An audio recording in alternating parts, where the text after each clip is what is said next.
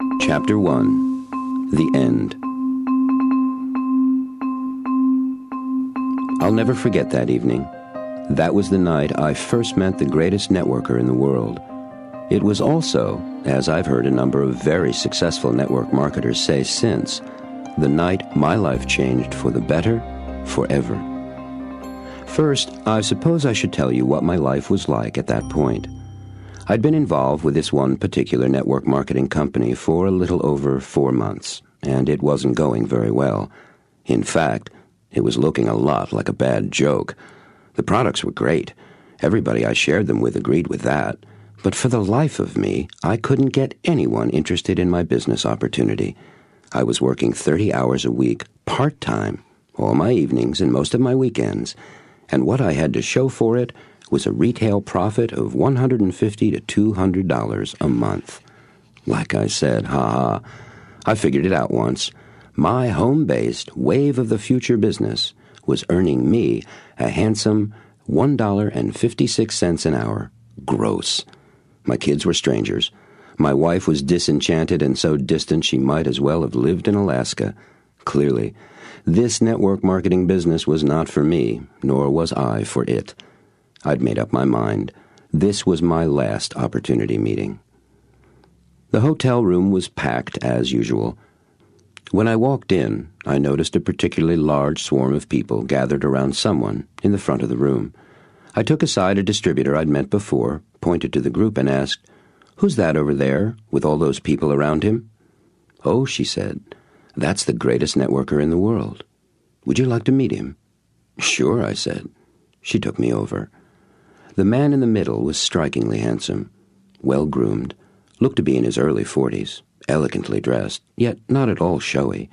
He was clearly successful, and he wore it well. His clothes were expensive, British suit with real buttonholes, great floral tie and a breast pocket scarf, quietly but noticeably picking up the burgundy reds of the tie. And yes, there was the gold Rolex oyster I expected, peeking out from beneath his cuff-linked shirt. I noticed that his shirt was monogrammed on the cuff, but the stitches of the initials were the exact same color thread as the shirt. Subtle, classy touch, I told myself. Just then there was a brief opening in the crowd around the man, and my friend pulled me into the inner circle. The greatest networker was listening intently to what a woman standing directly in front of me was saying when his eye caught mine. He put a hand on the woman's shoulder and asked her to excuse him for just a moment. Then he looked me straight in the face, extended his hand, and said with a warmth that actually shocked me with its intensity, "Hello, it's really good to see you."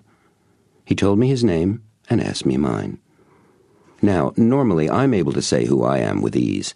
Not this time. I stammered. Actually, I stuttered, something I hadn't done in 25 years. His grip on my hand became a bit firmer, and he asked, "How are you doing?" I said something conventional, I can't remember exactly what, something like, "Fine, thanks." And he replied, "Really? Is that true?" Before I had time to stop myself with a polite avoidance of his question, I found myself telling him how I was really doing. He listened to me in a way I've never experienced before. I actually felt him listening to me. It was, well, physical. Amazing. I told him how my business and my life were going. There it was, all out in the open and on the table. And I told him this was my last opportunity meeting, that I wasn't cut out for network marketing. I think I told him it just isn't my thing. He smiled.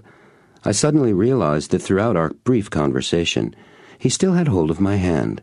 He squeezed it again just then and asked, "Would you have some time after the meeting to spend with me?" Before I could get my defensive no, plus an excuse, out of my mouth, I heard myself say, "Gosh, that would be great." Gosh! I sounded like a teenager. He smiled again, thanked me, said he'd see me after the meeting, turned back to the woman with whom he'd been speaking, and walked and talked with her, taking a seat in the front section, close to the right of the stage. I sat in the far back of the room in what had become my seat. It was, I'd come to learn, a seat in my comfort zone. It was a place to hide, and I knew that.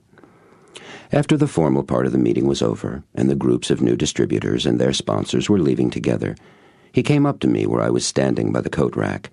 He smiled at me with that same noticeable warmth as before, and I pointed to his smiling face and said, "You know, if I could find a way to package that smile of yours, I'd have the perfect product. I'd be rich in a couple of weeks."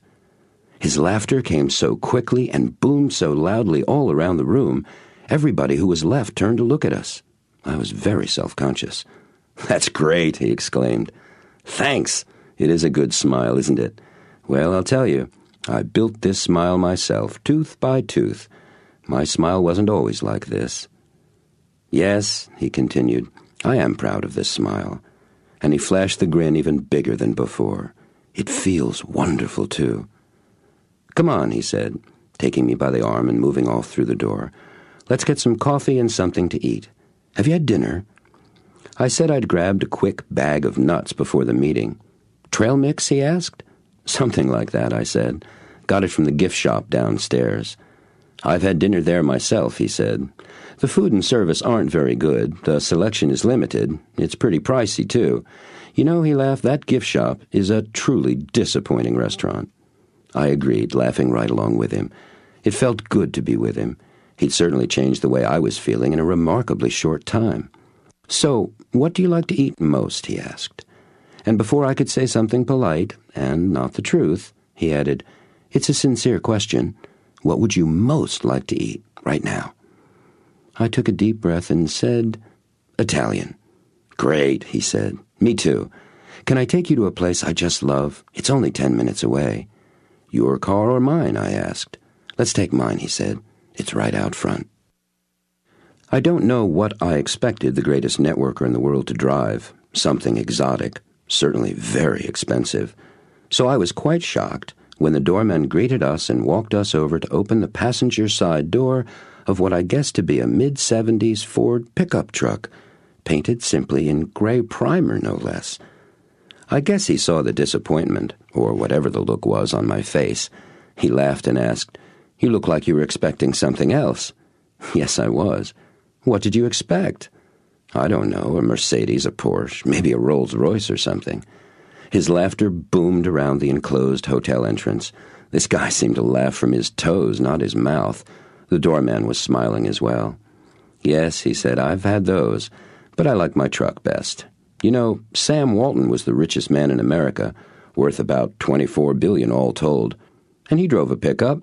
If it's good enough for Uncle Sam," and he let the rest of the sentence hang in the air. He handed the doorman a $10 bill, thanked him, and said he hoped to see him soon. Then he stopped, as if remembering something, and asked the young man, "How's your business, Chris?" The young doorman, a college kid type, replied, "It's just great, sir. I made supervisor last month, and thanks for introducing me to Barbara. She's the greatest." "Good," said the greatest networker.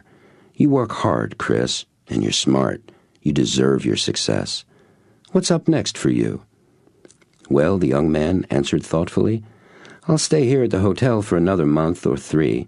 You were right about this place," the young man said, looking up at the hotel. "I've met some of my best people here. I've got some traveling I want to do. I've got a great group going in San Antonio, and I think I'll go down there for a few months. After that, who knows? Germany, Japan maybe. Let me know your plans. I know some people in Japan you might enjoy meeting," said my new friend. "Thanks, I will," replied the young man earnestly, and I could tell by his tone that he would indeed do that. "Have a great evening, Chris," the greatest networker called out as we drove off. As we traveled to the restaurant, we made small talk. Actually, I made small talk. He just kept asking me questions.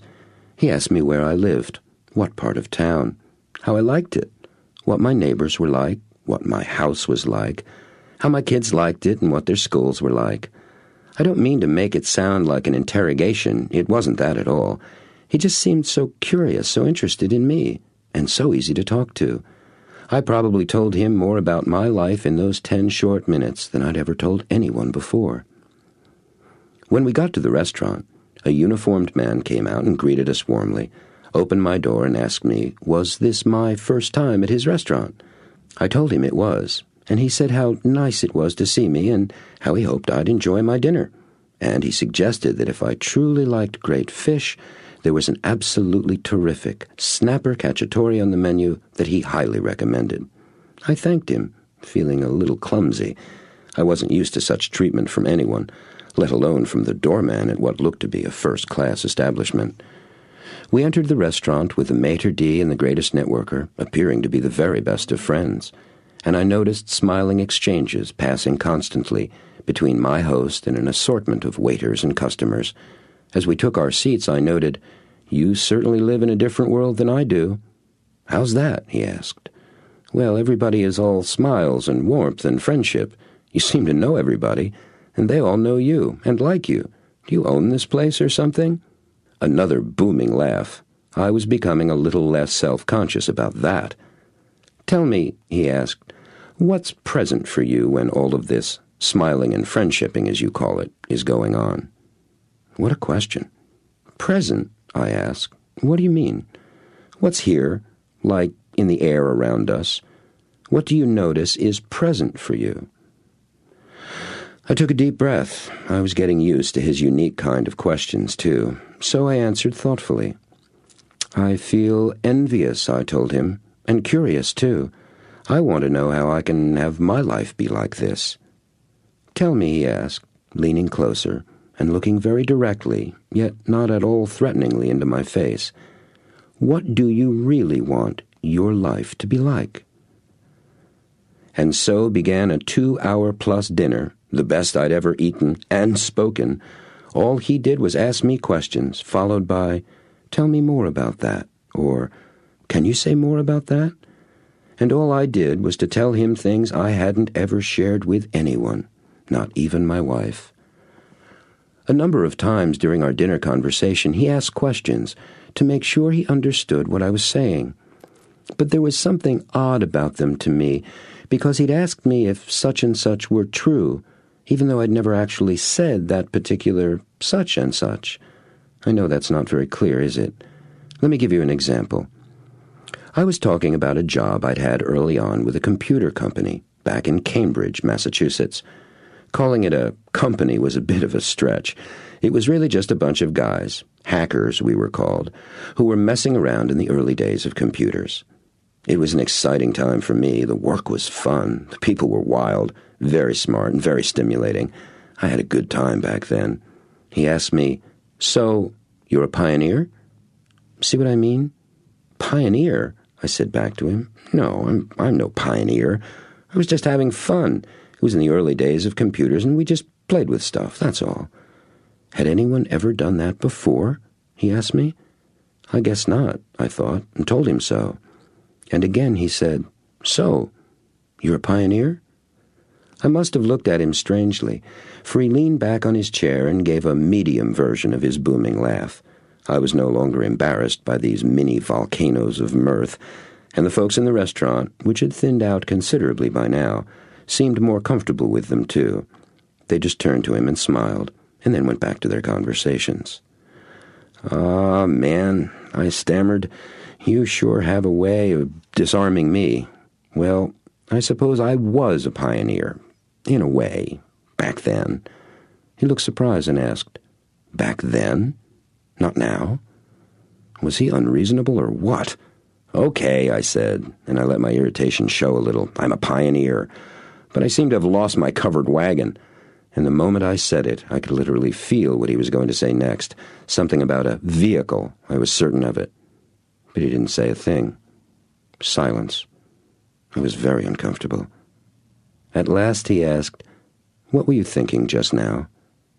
"When?" I asked him back, a little too quickly. Then I held up my hand and shook my head, saying, "No, wait, I know when. It's just, well, I don't know." "Look, where's all of this going?" I asked him. "I mean, you're asking me questions and saying things to me that nobody's ever said to me before. Things that stop me cold. I don't know what to say to you, or even what to think."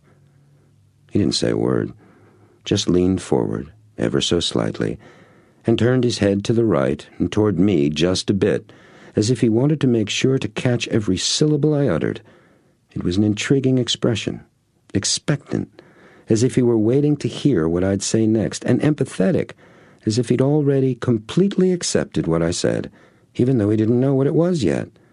It was comforting and disarming at the same time. I felt the air go out of me, and feelings well up inside me. Big feelings, important ones. And I felt suddenly very sad. "I just want to be a success," I told him, emotion troubling my words a little. "I'm so sick and tired of the sameness, of not having the money to do what I want, to give my wife and kids the things they deserve. Disney World," I said. "I want to take the kids to Disney World and the Grand Canyon. I want to be free. I want time, creativity, control. And yes, I do want to be a pioneer again. I love doing that." "But," he asked quietly. "But I don't know how," I answered, and I was certain I sounded close to crying. I've heard all that positive mental attitude stuff 100 times, 1,000 times. It doesn't work for me. Network marketing doesn't work for me, or I guess I don't work for it, something like that. I see other people doing it, lots of them, so I know it can be done, and I know they're not any smarter or better than me or work any harder. It's just that I can't seem to get it to work for me. I try, I really do. I make the calls, run my names list. It just doesn't work. I looked over at him and asked, "What's wrong with me?" He let his head fall back and looked up at the ceiling. He scrunched his shoulders up and down, took a big, long, deep breath, and leveled his eyes on me. "Look, how would you like me to show you how to do this business?" "Are you kidding?" I asked in a voice that had everybody in the restaurant turn and look over at us. "You bet," I exclaimed, holding my excitement down to the dullest possible roar.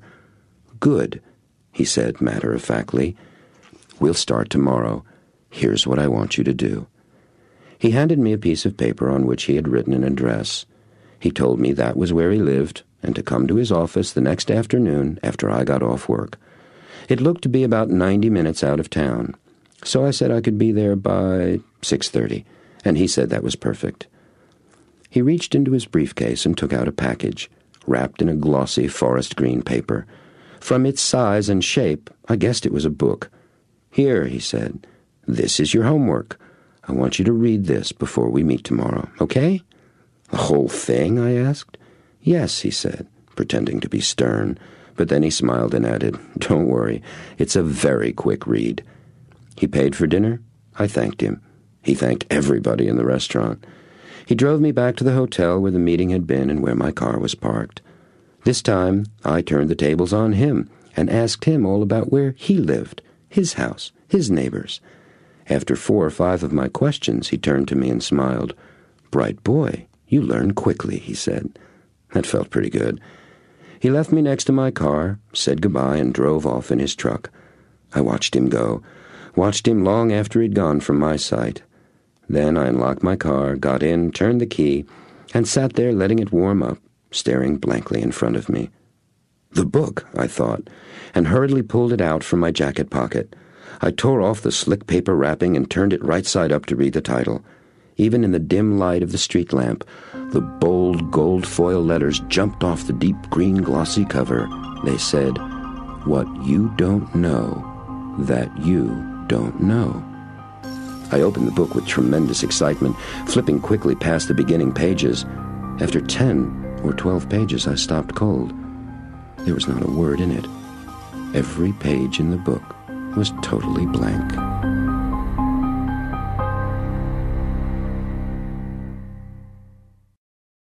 Chapter 2. To Speak the Truth.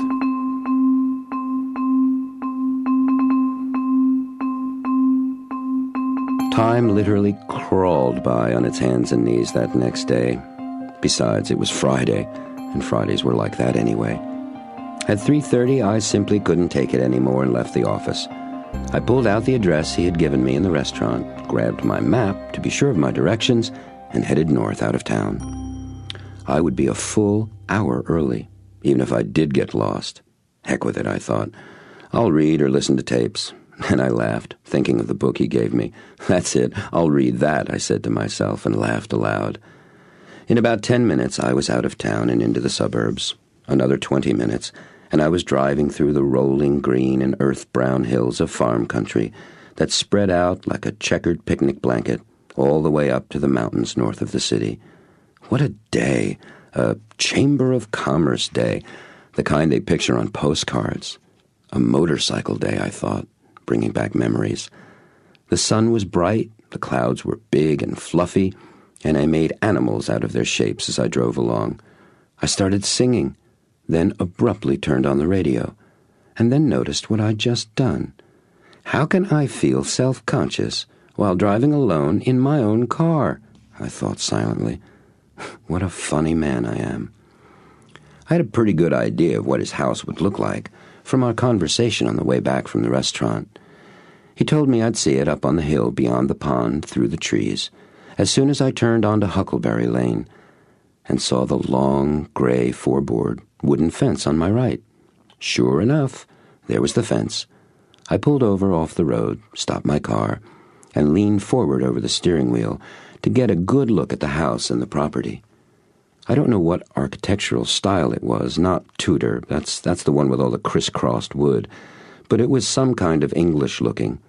Big, but not overly imposing, although it certainly was, well, more than any house I'd ever visited before.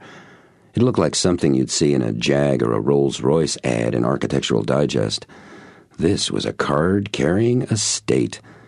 There were a number of buildings around the main house. One was clearly a horse barn with a number of double Dutch doors across the face of it. One looked like a small version of the big house, a guest house or carriage house or something. There were a couple of others as well. All the buildings were painted the same light gray as the fence, with the woodwork a darker charcoal gray, and all were covered with ivy. Everything was surrounded by trees, huge oaks and maples and pines. They were tall enough to have been there forever. Lots of shrubbery and flower gardens, too. It was simply magnificent. In fact, this was the kind of home I'd always dreamed of having. From the road, the grounds all looked quite manicured, although there were woods to my right, and they had a fair amount of underbrush mixed in amongst the trees. And horses. There were 8 of them, grazing in the fields between the house and the road, maybe more. Beautiful horses, thoroughbreds by the look of them, and 3 were grays. I love horses, especially dapple gray ones. It had been a dream of mine to have horses, too. I got out to take a closer look. As I got up to the paddock fence, I called out to the nearest of the horses.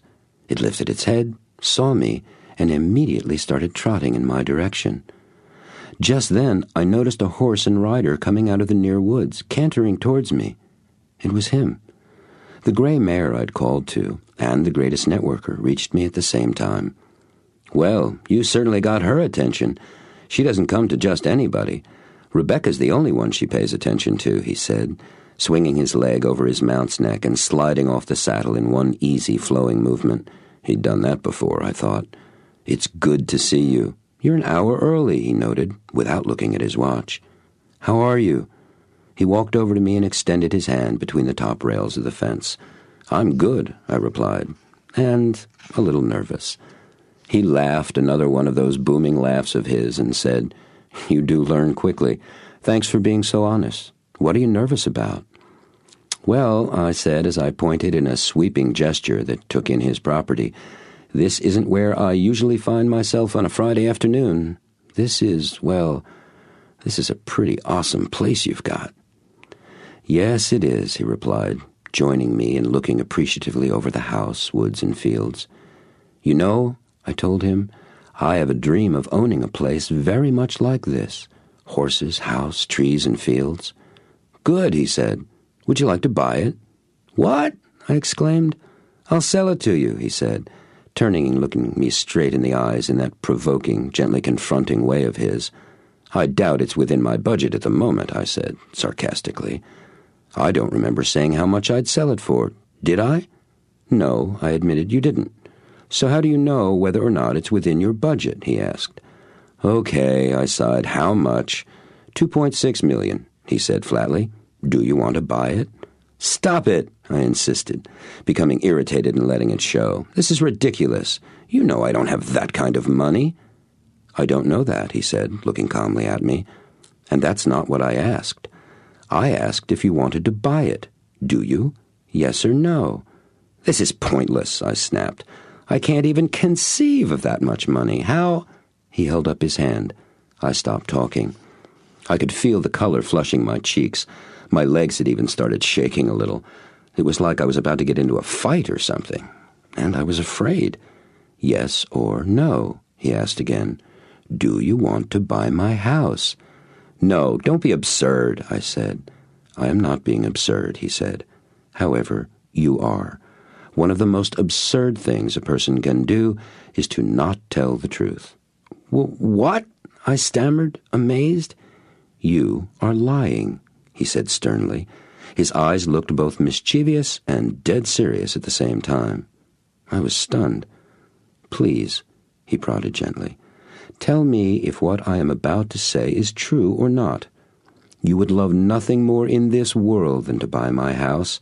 It would be a dream come true for you. I am not asking if you have the money. I am asking simply if you would like to buy my house. Yes or no?" "Well, if you put it that way, yes, I'd love to buy your house." He sighed, took a deep breath and smiled. "I do put it that way," he quoted back, me to myself. "Tell me, do you often have difficulty answering the questions people ask you?" "Well," I started, and then shook my head and fell silent. I looked up at him, trying to read something from his face, hoping to find the right answer there somewhere. "There is no right answer," he said, as if reading my mind. "There is only your answer, right now, to the question." We stood in silence for some time, he looking at me looking anywhere else but at him. When my eyes finally got up the courage to settle on his, he said, "Look, in our relationship together, I insist that you and I speak the truth. I think that will be difficult for you, because you don't listen. Not yet. What you hear me saying is colored by what you say to yourself about what I am saying. Is that true?" "Yes, it is," I told him. He nodded and went on. "Did you read the book I gave you last night?" I didn't know what to say to him. How do you read a book without a word in it? "Yes or no?" he asked patiently. "Yes," I said. "Well, what do you think?" "I don't know." "Good," he exclaimed. "Come on up to the house and tell me all about it." I turned and numbly fumbled back to my car. I wasn't sure what to think. And so, for the moment, I tried to think nothing and just watch where I was going.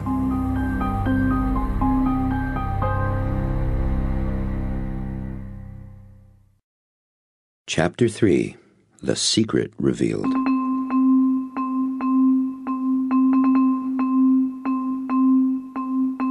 The house and its surroundings were even more impressive from a closer look. Everything was just magnificent. There was just the right amount of imperfection, whitewash, or rather gray wash, fading on the stones of the house, and a casual quality to the gardens that was all the more striking because of their lack of formality. The place wasn't stilted or uptight, as in some pictures I've seen of wealthy homes. People actually lived here. And as if to prove it, 3 bounding dogs happily greeted me as I got out of my car on the flagstone driveway. "Ah, you've been properly greeted, I see," the greatest networker said, as he came through a doorway in a high stone wall that ran alongside the main house. "May I introduce you to Mr. and Mrs. Silver?" He patted the heads of a huge, handsome pair of silver-gray standard poodles, their curly coats trimmed neatly in sporting cuts, without those poofy tufts of hair that make poodles look like topiary trees. "And this is the Duchess," he said, ruffling the fur of a little black dog that clearly had lots of border collie in her. "Duchess has been with us only a couple of months," he told me, bending down to get an enthusiastic licking from a little mutt whose tail was clearly wagging the dog. "We think she'd been hit by a car," he said. "No one seems to know where she's from. She's adopted us for now. Come to my office." He stood up, and we walked over to the smaller house I'd seen from the road. "I've worked from my home for years, but I think this is the best arrangement of all," he told me as we entered the building. having some physical separation between my home office and home, yet having them this close to each other. It's perfect. His office was comfortable and lived in, bright with sunlight, plants everywhere, casual, comfortable elegance. There were 2 parts to the first floor. Inside the entry was a living room with a small mahogany grand piano just in front of the windows. Adjacent to the fireplace were 2 plump couches, covered with what looked to be Native American blankets. These were facing each other across a coffee table with books neatly scattered on it, and a clear fishbowl-like glass vase off to one side, out of which flowed a fountain of wildflowers, mostly daisies. There were oriental carpets of varying sizes and colors on the wide plank wooden floor, and a wide sliding double doorway, the kind where the doors disappear into the walls, that opened into a slightly smaller room off the right, with a huge, expansive desk thrust up like an island in the center of the room. Both rooms were lined with paintings and overfilled bookshelves. I'd never seen so many books before. "You've got quite a library," I observed, and it was an understatement in the extreme. "Yes," he said, surveying what must have numbered well over 1,000 volumes, perhaps more. "I love books. I love information of all kinds. Do you?" "Information?" That was a curious way to put it. "Sure," I said. "So tell me," he asked, "what did you think about the book I gave you to read last night?"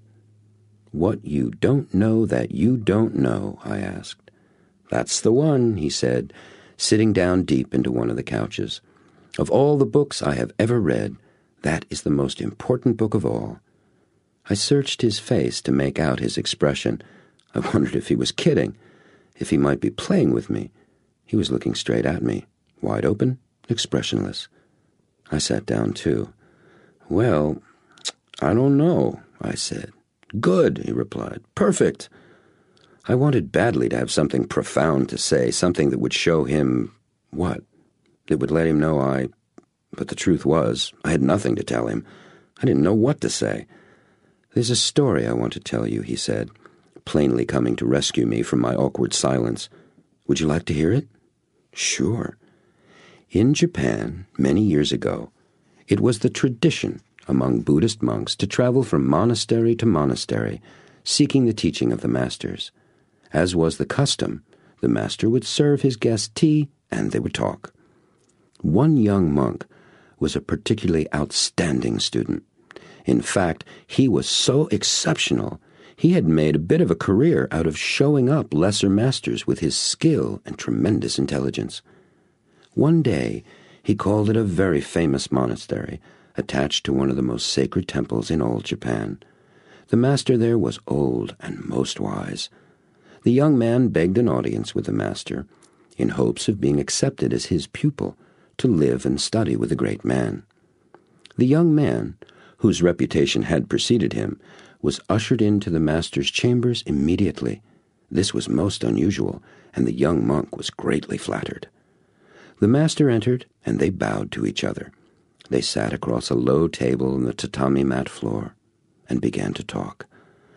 The young man told the master of his journeys, of the teachings he had heard, of the monks he had bested in his search for the truth. It was a most impressive tale. The master listened intently and acknowledged the young monk many times for his wit and intelligence. A teapot and cups were brought in, and the master began pouring tea for them both. The young man addressed the master. "I wish to remain here and study with you, for I sense that here, unlike with the others, there is much you have to offer me." And all of a sudden, the young monk cried out in pain and alarm, jumping up from his place on the floor, shaking his robes and dancing about. The scalding hot tea had spilled all over his lap. The master sat calmly and continued pouring tea, which was overflowing the student's small cup and spilling out over the table onto the straw-matted floor where the young man had been sitting. "What are you doing?" the young monk demanded. "I've been burned. Stop pouring. The cup is overflowing." "Go away from me, young man," the master said. "I have nothing to teach you. Your cup is too full, overflowing with all that you know and all you think you don't know. Come back to me when your cup is empty and you are ready to receive what I have to give." We sat in silence for a long time. As I recall, it was the first time in a very long time that there were no thoughts at all rattling around in my head. I had stopped talking to myself. Finally he spoke up. "You want very much to be a success in network marketing, don't you?" "Yes," I answered. "You know some things about how to do this business. True?" "Yes. And you know, too, that there are many things that you do not know about how to do this business. True?" "Yes," I replied. He sat up a bit, away from the back of the couch, and faced me directly as he spoke this next thought, carefully measuring out his words.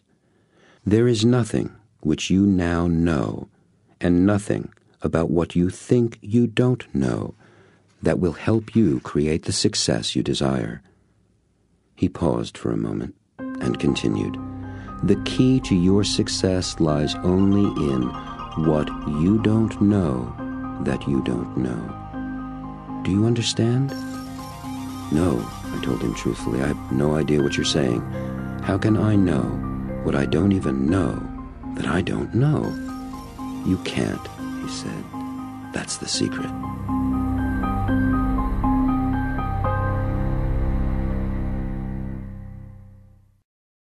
Chapter 4.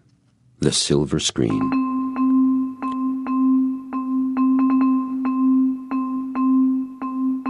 When I looked at my watch, it was a little past 1 a.m. We had been talking for almost 6.5 hours.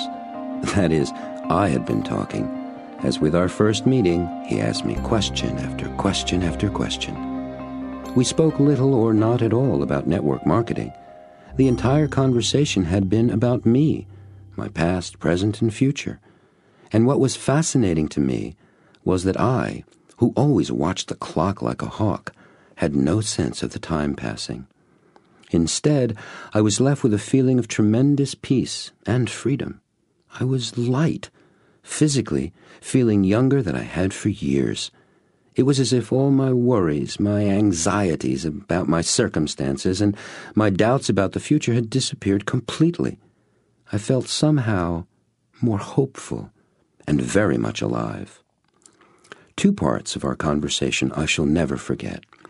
We spoke about my values and my life's purpose. Throughout our talk, he would ask me if such and such were one of my values. At first, this question threw me. I wasn't sure what he meant. He explained that values, as he was using the term, had to do with those essential qualities that were most important to me, and he used the example of success. Success was certainly an important value of mine, and I said so. Then he asked, "What does success mean to you?" I said, "No, I don't know," he interrupted. "No one but you knows what success means for you.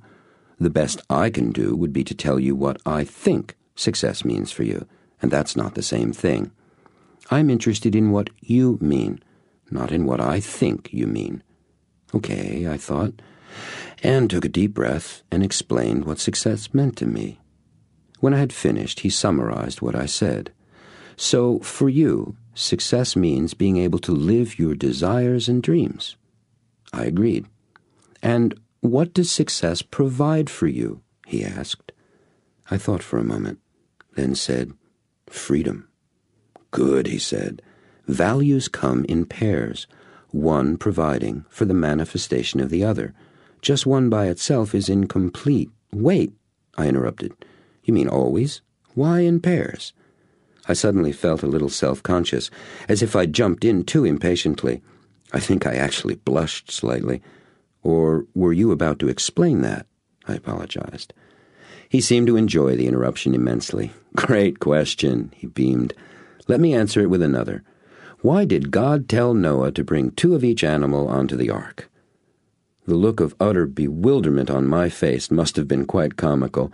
It drew a good-sized version of his trademark laughing explosion. "Aha!" He wagged his finger instructively, like a professor making an important point. "We need another example, perhaps a more practical one." He continued, still chuckling. Tell me, do you know why you have two eyes? Bifocal vision, depth perception, I repeated from school days memory. Right, very good. It doesn't seem like we'd really need to, does it? Either eye works just fine on its own, but working together as a pair, they add to vision the perception of depth. And here he brought up the mock professor finger again, one eye anchors the vision of the other, gives it a reference point. It's the same with your values. One supports the other. Together, they allow your vision to operate in depth. I could grasp the poetry of this, but knew I didn't really understand what he was saying, and said so with my face. That's okay, he assured me. Look at what you were just telling me. Do you see how success and freedom are interrelated for you? I replied that I did. I remembered telling him how much of my life I'd felt trapped, how without success I felt like a prisoner. So you might say, he continued for me, that success for you provides for the expression of freedom, that the one actually gives the other a reference point, a context for its existence. Right, I see. They work together. I was starting to get the sense of what he was saying, and it did truly feel like some sort of sight was being restored. My guess, he said, is that you feel imprisoned to some extent about everything in your life. That's because your values of success and freedom are not being honored. As we continued talking, I discovered other sets of values I had: appreciation and recognition, adventure and fun, communication and power, service and contribution, partnership and leadership, relationship and intimacy. There were others. These seemed the most important. Then he asked, "What is your life's purpose?" That was the biggest question anyone had ever asked me. What was my life's purpose? I didn't know, and told him so. "I want you to do something with me," he said. "It's a game I play when I want to know something, but just don't get it yet." I agreed to play, and asked what I needed to do. He told me to close my eyes, sit with my back fairly straight, rest my hands on my legs, and take a couple of long and slow, very deep breaths, relaxing as completely as possible. I did that. Then he said, "What I want you to do now is to use your imagination. I want you to pretend that you're standing in front of a movie theater. There's a big crowd outside waiting to get in. You look up in the marquee, and there, in huge letters, is your name, and it says, 'The True Story of His Incredible Life.' Go on in and take a seat." I did.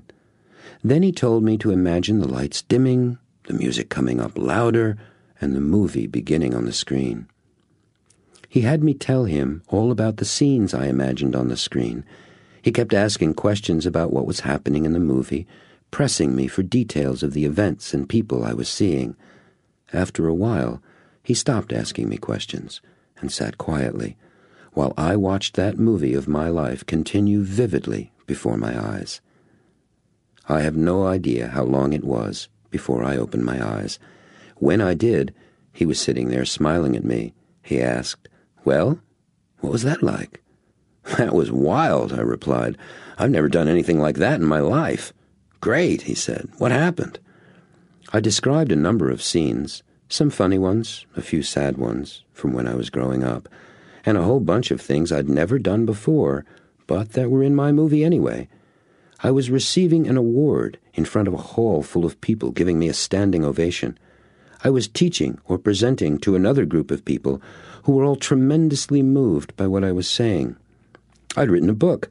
There were many scenes of me traveling in far-off lands like Japan and China and Russia. It was astonishing how many different and wonderful things were there.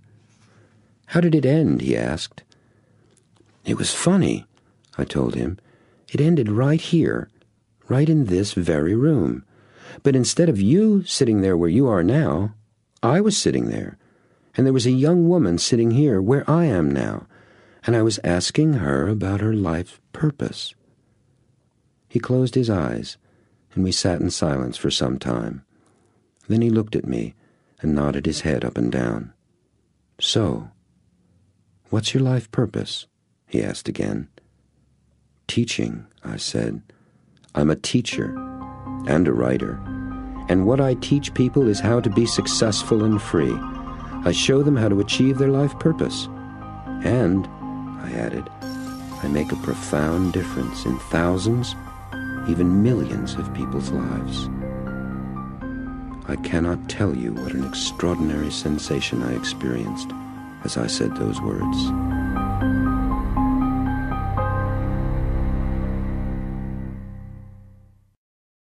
Chapter 5. A Goal Bigger Than Winning.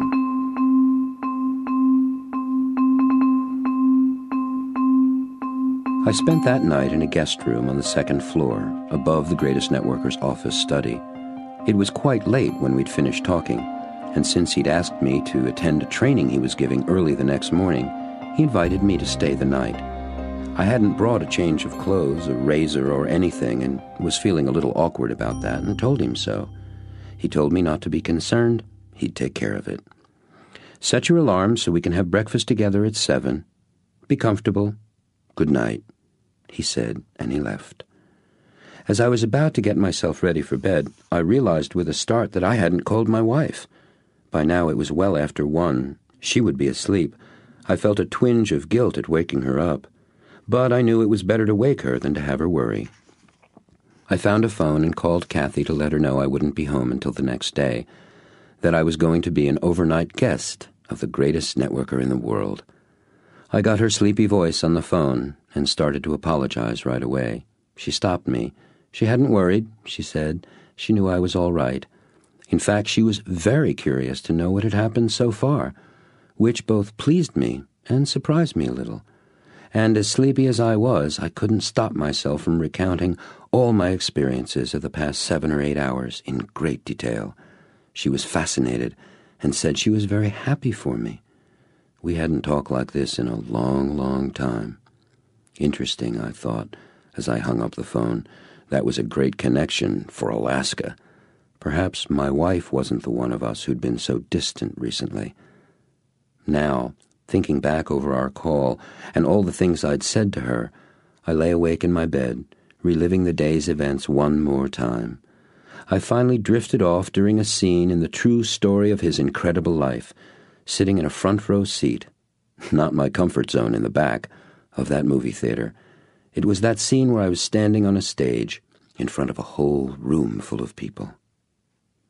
I woke up feeling more alert and happy than I'd been in years. First thing, very first thing, it was 5:30 when I looked at the clock. The room was chilly. The window had been open all night, and from the sound of it, the birds were having an opportunity meeting in the trees right outside the cottage. I wrapped up in a robe I found in the closet and shivered happily as my feet tap-danced across the cold wood between the carpets that covered the floor. I opened the French doors, walked out onto the deck, and stopped dead in my tracks. There, perched on the railing in front of me, were 2 huge and breathtakingly beautiful peacocks. I'd never seen one so close up before, even in the zoo. The smaller of the 2 was almost pure white and didn't have much of a tail.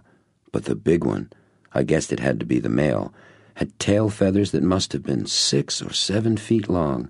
At least. It was like the train of an ornate Chinese imperial costume, following and flowing out behind him. The birds were far less startled by me than I was by them. They sat calmly on the wooden porch railing, moving their heads from side to side and tilting them, as if taking pictures of me from a variety of different angles. I felt a bit intimidated by them and slowly turned to withdraw back inside when I heard a heavy thunk, followed by a rustling sound. I turned back again to see the big male, with full feathers spread out in a wide fan, doing a kind of fast back-and-forth 2-step while rattling his tail at me. It was incredible. I have no intimate knowledge of the habits and ways of peacocks.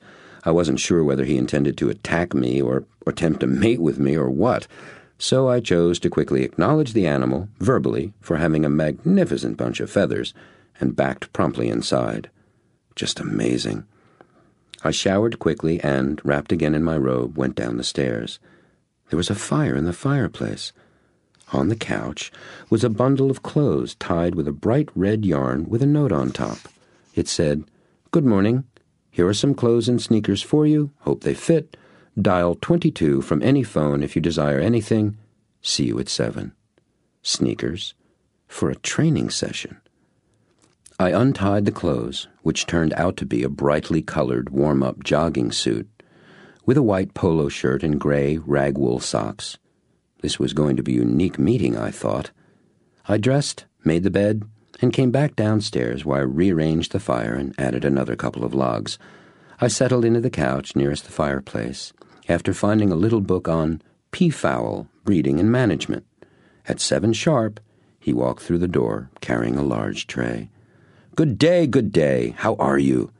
"Superb," I said. "How are you?" "Wonderful," he said. "Have you met Black and Mrs. Peel?" he asked, pointing to the peafowl book next to me on the couch. "The peacocks?" I questioned, and then answered, "Yes, a black-shoulder male and female, peacock and peahen. How old are they? I know he's at least 5 or so by the length of his tail." "You are the quick study," he said. "Black is 15 years old. My guess on Mrs. Peel is, perhaps 2 or 3 years younger. From your reading, you know they can live upwards of 25 years and more. I've never been that close to one before. Beautiful isn't grand enough to describe them." "Yes," he said, taking a deep and obviously satisfying breath. "They are magnificent creatures. Walking flower gardens. Just being around them is a constant reminder for me of the awesome possibility of beauty in our lives, and of my relationship with that creation. Here's an animal," he went on, "that is simply being beautiful. They don't have to do anything. They are beauty. And what's more," he added, with a distinct twinkle in his eye, "it's great fun being a person who has peacocks." He made a motion toward the tray he'd set down in front of us. "Let's eat breakfast." He uncovered a marvelous breakfast of fresh fruit, French toast, and coffee for me. He simply had tea. "You're not eating?" I asked after a rich, juicy taste of a kind of melon I didn't recognize. "No," he said, "I rarely take breakfast. It slows me down. I have a couple of food supplements and 1 or 2 too many cups of tea. Sometimes the family enjoys a big breakfast together, like on Sunday mornings, and I like that too. But I don't usually eat breakfast, or lunch for that matter." "Well," I inquired, "tell me about this training session." He walked into his office and returned quickly with a small paperback book and tossed it to me. I caught it, turned it over, and read the title out loud. "Coaching Kids to Play Baseball and Softball." "There are a number of fine books on how to do network marketing and training," he told me. "This is one of the best." "Coaching kids?" I asked, and I guess I clearly conveyed my disbelief. "Yes," he replied, "coaching kids." When I was first learning how to do this business, he told me, there weren't all the books and tapes we have today explaining how to do network marketing successfully. The only thing I knew was where not to look. "What do you mean?" I asked. "Network marketing is a whole different paradigm of—" "Do you know what a paradigm is?" 20 cents, I quipped, and he paused, stared blankly at me for the briefest moment, and then exploded with deep-down booming laughter. "Great! That's great!" he exclaimed after he regained his breath. "Pair o' dimes, 20 cents. Exactly. You know how we say, 'Here's my 2 cents,' when we're giving someone our opinion or point of view? A paradigm is just that, a point of view, a way we see things. The paradigm of network marketing," he continued as he stood up and walked around the couch and the room, "is so fundamentally different and distinct from all other paradigms of business that it requires a pretty complete shift from the way we normally view business to appreciate and understand it. For example, in our industry, every single company, no matter how different its products and services are from another's, competes directly with every other network marketing company in attracting people to their business opportunity. That kind of competition from every angle doesn't exist anywhere else in any other industry. Do you see that?" "Yes, I do," I said, nodding in agreement and following him with my eyes and ears as he paced round the room. Now, given that unique competitive environment, there is the tendency for individual distributors to offer their opportunity as the best. That's natural, but how they do that is critical. Sadly, most of them only think to accomplish creating the perception of best based on their old paradigm values, being the best by putting down the competition. My dog's better than your dog. That may be fine when it's Ford versus GM, he continued, or when multi-million-dollar fights for market share are being waged over the TV in the beer battles or cola wars. But when network marketing distributors put down other companies, they're also putting down the industry as a whole. What happens then, and remember, we are the word-of-mouth business, is that there's this growing communication out there in the world about how bad this company is and that company is and this other company is. You want to hear an amazing statistic? He asked. I nodded yes. For every positive piece of word-of-mouth consumers pass around, there are 11 negative comments being shuttled about. Just think about that for a moment. For every positive thing that's said about you, your company or product, there are 11 negative things being said. Geometric progression works for us and against us too. So soon, those 11 negatives become 22, then 44, and all the way up into the hundreds of thousands, as one person shares how bad network marketing is with another, and then they tell 5, and they tell 5, etc. You see where I'm going with all of this? He asked. I did, and it was beginning to make me uncomfortable. I remembered all the times I had told some prospect why he or she didn't want to get involved with this other company or that one, that my company was really the only good network marketing company, the only one doing it right. It had never occurred to me that this person might be thinking, why would I want to be involved in an industry where every company but one markets mediocre products, has an unfair compensation plan, and treats their people poorly? In fact, I was now beginning to feel a good-sized chunk of regret for all that negative talk I'd put out into the world.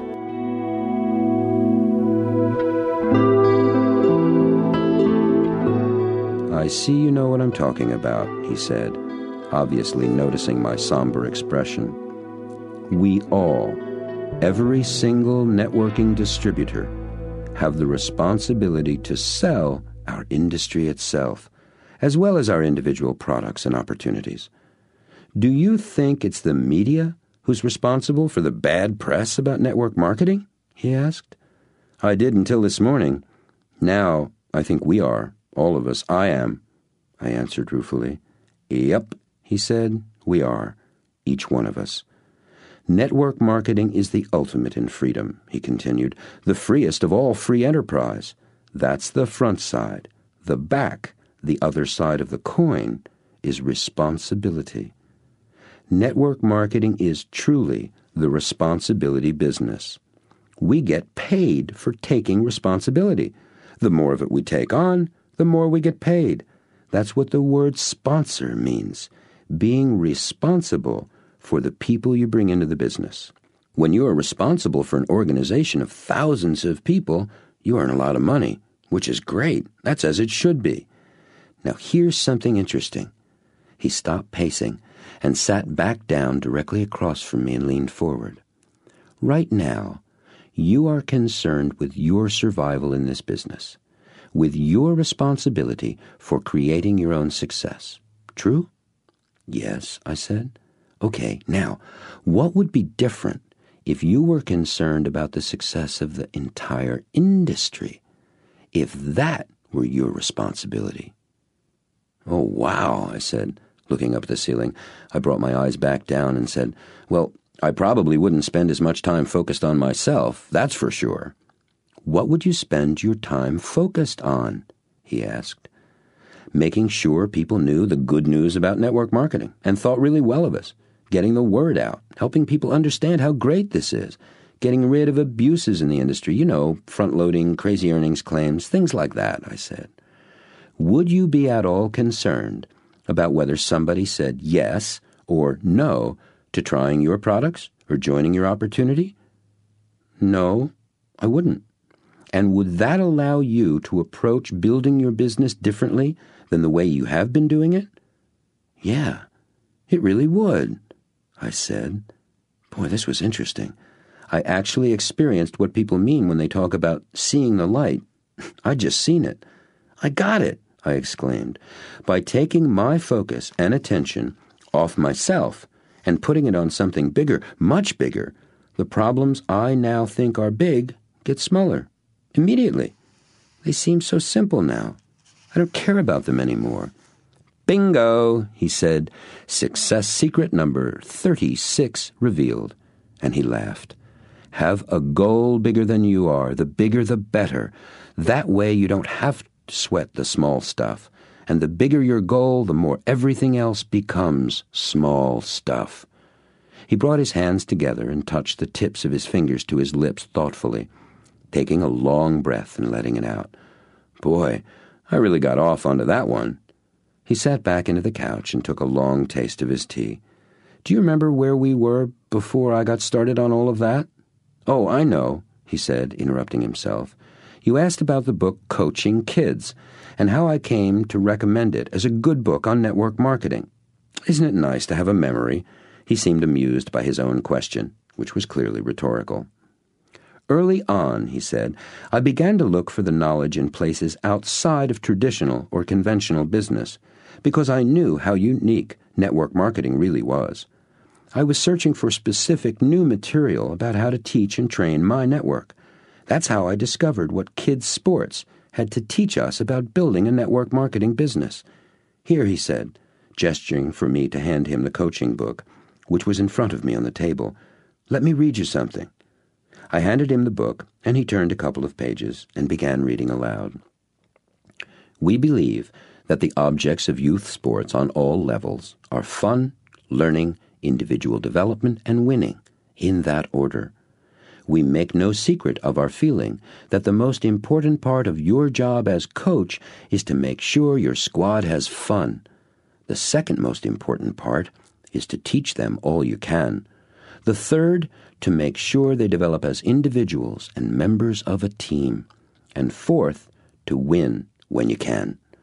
We're not suggesting that you overlook the importance of succeeding and winning. The coach who forgets to encourage the kids to strive as hard as they can to win is cheating his team. But learning to enjoy the game is more important. He put the book down and set his eyes on mine in that intense way of his. That's a perfect description of the role of the sponsor in network marketing, he said. It's another example of how different this business is from conventional enterprises. Number 1, to coach your people to have fun. Number 2, to teach them the skills they need to succeed. 3, to help them develop and grow, first as individuals, then as members of a team. And number 4, to win when you can.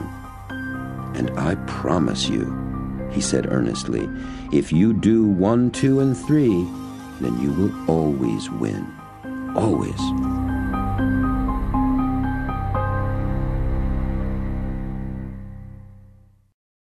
Chapter 6. Teaching Kids Teaching.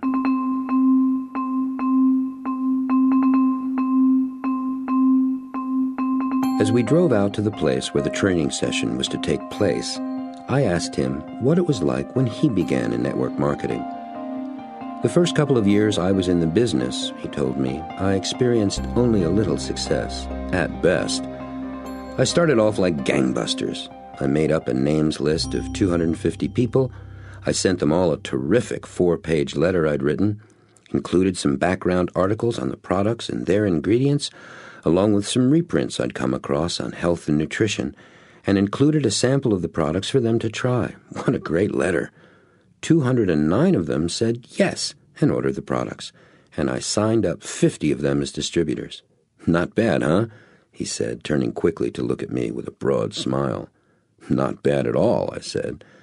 Trouble was, he continued, after 4 or 5 months, not one of them, not one, was doing the business. Really? I questioned. What happened? What happened, he told me, was that what I was doing was working beautifully for me and not for them. I thought I was really good, he continued. But in this business, good doesn't count. What counts is being duplicatable, which is precisely what I was not.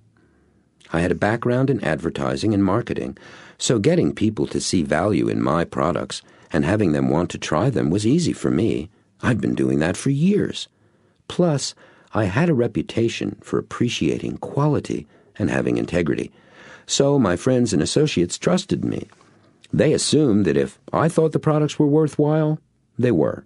So they'd try them too, and our products were good, very good. In fact, he was really warming to his subject and seemed to be relishing the memory of his early success. I could persuade just about anyone to try the products, and I could excite many of them to come into the business too. The one thing that was missing, he said, was doing the business in a way that others could easily do too. The only way I knew how to do the business was my way, and hardly anyone else could do that.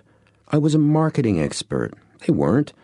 And for 20 years, I'd been involved in natural health and nutrition. Most of them hadn't. So although I was successful individually, I wasn't able to give my people a simple, easy way to duplicate my success. The only way they could have done that was to be just like me. So what did you do? I asked. So what did I do? He parodied good-naturedly. So I failed. He punctuated the punchline with another one of his huge laughs and slapped his knee. It was clear that he told this story more than once, and that for him it got better every time. In fact, he was laughing so hard he pulled the truck off to the edge of the road for a moment, pushed his glasses up with his hands and wiped the tears from his eyes, continuing to laugh at himself and shake his head all the while. Ah, me, this is such a wonderful, glorious business, he laughed. It's so beautifully simple and straightforward. He steered the truck back onto the road and continued. That was my first big lesson in network marketing. Once I realized what was missing in my approach, I set out to find a way to do this business that anyone, of no matter what age, experience, background, talent, or whatever, could do, and more importantly, what anyone could teach other people to do easily and effortlessly.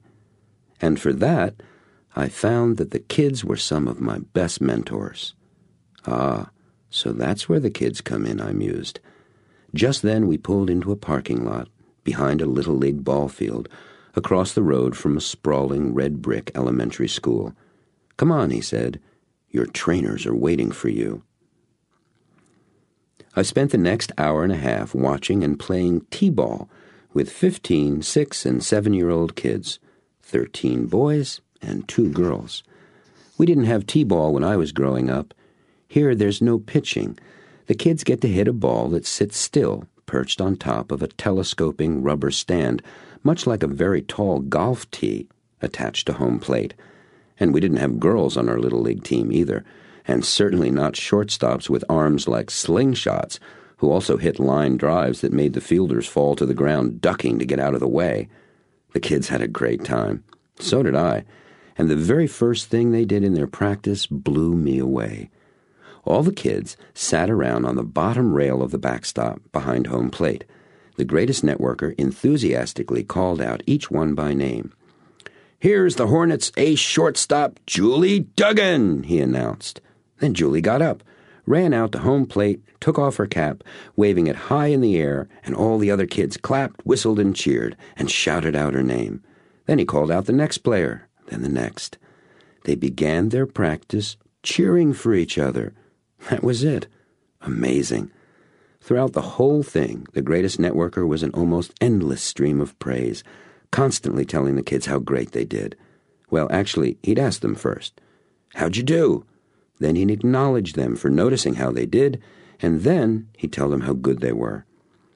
I also noticed that all his praise was focused on how much they were improving over the week before, or even the year before. When they messed up, which they did a lot, he'd stop what was going on and ask them, "What happened?" Most of the time, the kid who goofed would say, I did this or did that. And the greatest networker coach would ask, what could you do differently next time? Sometimes the kids didn't know what they'd done. Then he'd ask, did anyone else know what happened? When he got an answer to that one, he'd ask the kid, him or herself, if that were true, and what was a different way they could do it next time. At first, this whole process seemed a little strange to me, asking the kids everything. It actually struck me as kind of phony. Why not just tell them? It would sure save time. Besides, I thought, he already knew why, so why ask them? So I pulled him aside and asked him about that. What do you learn when you ask me a question and I tell you the answer? He asked me. I thought about that, then replied, I learn the answer. Exactly, he said. And of what use is that? Well, then I know what to do, I said.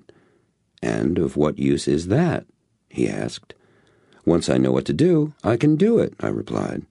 Yes, he said, you can do it. But do you? No, not always. Actually, not often, I had to admit. Knowing the answer and doing something about it seemed very different. Two things are important here, he told me. First, when you arrive at the answer yourself, it's very different than when someone else tells it to you.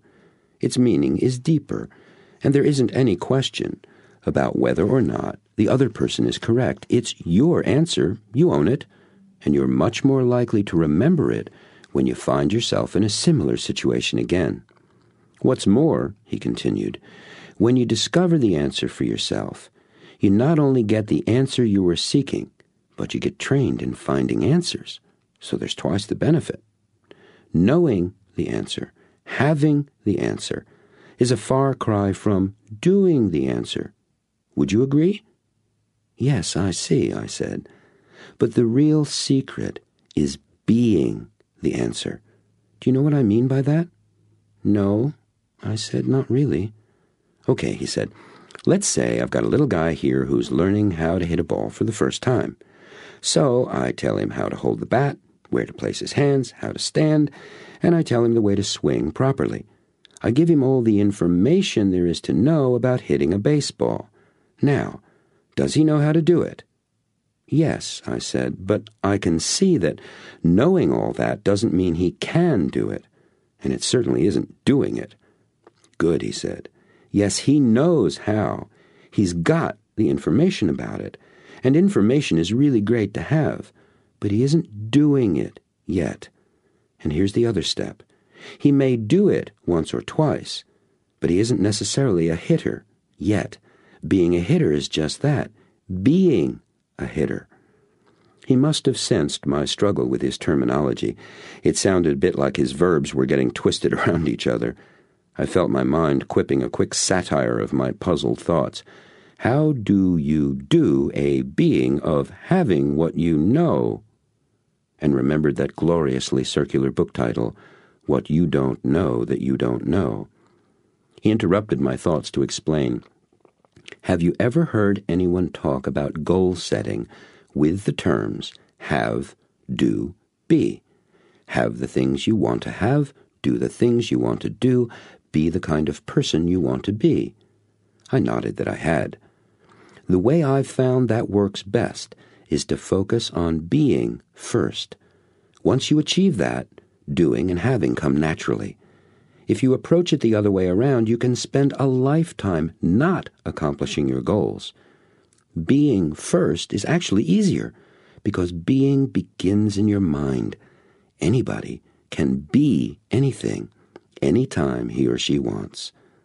I confess that didn't completely clear it up for me, and I knew that he knew that. Well, I know one thing, I ventured. We're doing talk about this, but I'm also keeping you from being a Little League coach. Right you are. He seemed amused and delighted that I'd taken a stab at knowing what I was talking about. I'd like to talk some more with you about being and accomplishing, but let's have a conversation about that after practice, okay? And back we went to join our trainers.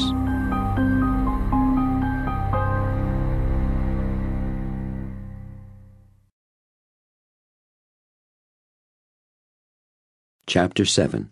Asking Right Questions.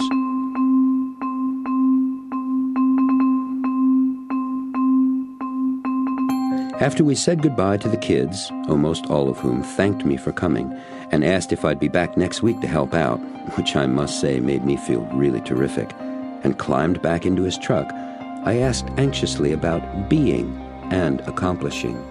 He held up his hand and interrupted me. "Not so fast, we'll do that. But first, tell me, did you have fun?" "I sure did," I exclaimed. "That's great," he said. "Did you learn anything new?" "Did that too," I said. "What?" he asked. "That thing you did in the beginning, when you had them all come up to the plate, as you called out their names like a ballpark announcer and everybody cheered and applauded. That was amazing. I loved it. What a great way to start." "We did that at our very first practice of the season," he told me. "It gets the kids off to a great beginning. They're a success right off the bat, and it makes them all feel special. They're all stars immediately." He went on, "And did you notice how the parents stick around for that?" I hadn't till he mentioned it, but it was true. All the mothers and fathers had stood there behind the backstop, and they'd cheered and clapped, too. "Anything else?" he asked me. "A bunch," I said. "The whole business of asking the kids what they did, rather than telling them. I got a lot from that. I remember my favorite teachers in school. They were the ones who let me discover things on my own, just like you were doing." "And the others?" he inquired. "The others? Oh, you mean my other teachers? The ones who told me, do this or do that, or just had us repeat and remember? I was bored to death in their classes." "Which kind first taught you about higher math and computers?" he wondered aloud. He must have been remembering what I'd told him about my pioneering passion for hacking in those early computer days. I knew he already knew the answer. "The first kind. Mr. Doherty, my 11th grade math teacher. I remember his face and his voice as clear as yesterday." "Right," was his only comment, followed by, "Go on." "Let's see. The way you praised the kids, the way you had them acknowledge themselves first. It seems to me that gives the kids responsibility for themselves, for relying on their own ideas first. That was just great." I thought back to find a good example. Truth was, there were lots to pick from. "Who was the little boy on second base, the one who cried when he got confused about whether to call time or throw the ball to first?" "Johnny." "Yeah, Johnny. The way you talked to him was terrific." "Thanks," he said, pleased at the acknowledgement. "What did you get from that?" "Well, I noticed how you brought his attention off how he was feeling, without even dealing with it directly. First thing you did was kneel down, so you're on his level. Then you just asked him, what happened? He told you that some kids were yelling, 'Throw to first,' while others were shouting, 'Call time!' And he didn't know what to do. You asked, 'What do you think would have been best?' And he said, 'Call time.' And you said, 'Okay, let's do the play over and see if that works.' Then you did, and he called time, and it worked great. That was incredible. So what did you get from that?" "I just told you," I said. "No," he corrected gently. "You just gave me a description of what I did.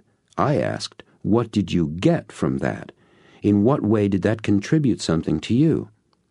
"Oh," I said, "well, I saw how I don't have to be controlled by my feelings about something, that it works better to focus on what happened and do something about that." I looked over at him to see his response. He just looked at the road and said, "Good." Then he asked, "And tell me, what results did you get?" "Results? How do you mean?" "Results," he repeated. "What results did you achieve out there today?" "Well," I thought for a moment. "I showed Justin, was that his name?" He nodded. "I showed Justin how to hold his hand so that he could catch the ball without it scooting out of his glove. Fingers up when the ball came at him above his waist, and fingers down when the ball came to him below his waist. That way, he wouldn't miss the play or get hit in the face with the ball." "That's great," he laughed. "So you had fun, you learned something new, and you got results too, right?"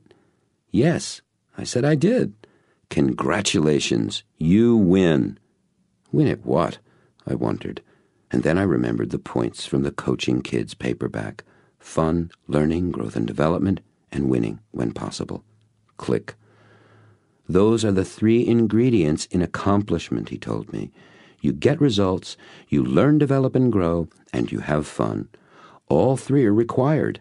If any one is missing, you don't have real accomplishment. I see that, I said excitedly. I really do. I've done things when I've gotten results and learned something new, but didn't have much fun. And I've done things where I had fun, but didn't learn or get the results I was after. That's wonderful. Accomplishment is all 3. Yup, he said, all 3. And, he continued, that's why you don't want to focus on just results, with yourself or with your people. Aha, I thought. So this really is network marketing. And I flashed on the scene in the movie Karate Kid, where the master teaches his student karate by having him wax a car all day long. Wax on, wax off, wax on, wax off.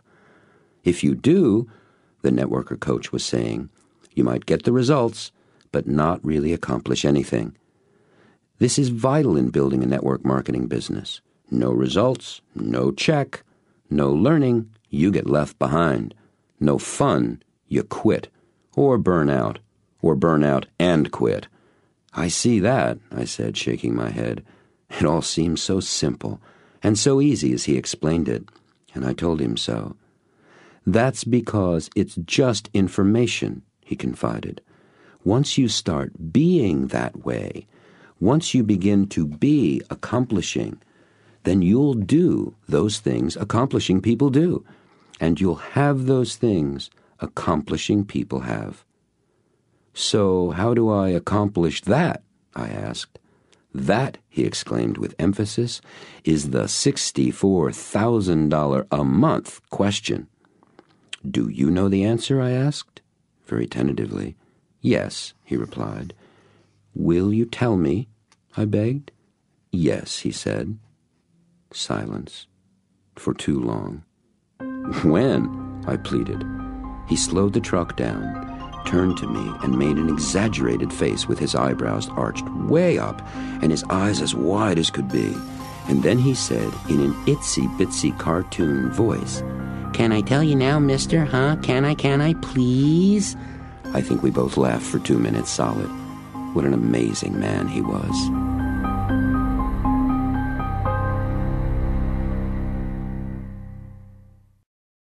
Chapter 8. The Habit of Being You.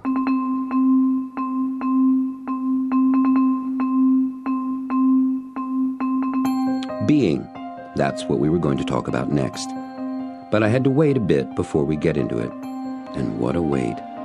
I know that I keep saying amazing, but I was being blown away left and right by everything about this guy. I was seeing things and doing things, saying and listening to things I'd never experienced before in my life. Heck, I'd never dreamed about most of this. Yet, here it was. Here I was. It was really all pretty amazing. As we climbed out of the truck at his house, he turned to me and asked, Want to freshen up? I said, Sure. And he asked, Have you ever had a Japanese bath? No, I told him truthfully. At least, I don't think I have. Oh, you'd remember, he assured me. Come on, you're in for a treat. It's my opinion, he said, as we walked into the main house, that the Japanese are eating our lunch in business simply because they know about baths, and we don't. I'm on a one-man crusade to establish the bath in America, so the United States can regain our position as the world leader. He turned and looked at me. I'm not kidding, he said, with an earnest smile. The inside of the house was just as magnificent as the grounds and his office study, although a bit more formal. It was truly a gracious interior, light and airy, filled with lush plants and fresh-cut flowers. Somehow I felt it would always be summer in these rooms. Some of the pieces of furniture were really extraordinary, antiques big time. As we passed the wide entrance to the living room, I glanced in casually and stopped dead in my tracks. He walked on ahead of me, but when he noticed I'd stopped, he turned back and asked, What? That, I stammered. Is that what I think it is? Is what you think it is? He asked as he returned beside me. There, above the mantel, in this man's private home, in a magnificent, gilded, splendidly ornate period frame, about 6 feet wide and more than 4 feet tall, was a Monet. Obviously not a copy, an original. My mind literally reeled. In fact, I think my legs did too. That's a Monet, I exclaimed. Water lilies, it's from the water... Oh, what were they called? Nymphes, he replied. And then he let loose with one of those booming laughs of his, the biggest one I'd heard yet. He threw his arm around my shoulder and gave me a very strong hug, laughing all the while. I do like you, he said, trying to catch his breath and recover from his all-consuming laughter. It took a good half-minute. Ah, he gasped, bringing himself together. No, it's not a Monet. It's a me. I painted it. But thank you so much. That was wonderful. I shook my head, again in disbelief, and again amazed. As we continued walking through the house, it was a big house. He told me that he'd gone to art school, even had a Bachelor of Fine Arts degree, and although he'd never painted anything of real consequence before, it was something he'd always dreamed of doing. That painting had been one of his goals for a long, long time. 20 years, he told me. Monet was the artist he loved most. After he became successful in network marketing, successful enough, he said, so that he had the time to do the things he'd always wanted to do but hadn't yet done. He'd purchased a whole bunch of books and prints of Monet's paintings. He studied them and then set out to paint his own work in a style close to Monet's. He'd succeeded more than admirably. His painting looked like a museum piece, and I told him so. Thanks, he said appreciatively. I think when I die, I'll look back on my kids and that painting as my greatest contributions. And then he added, like Teddy Roosevelt charging San Juan Hill, to the bath!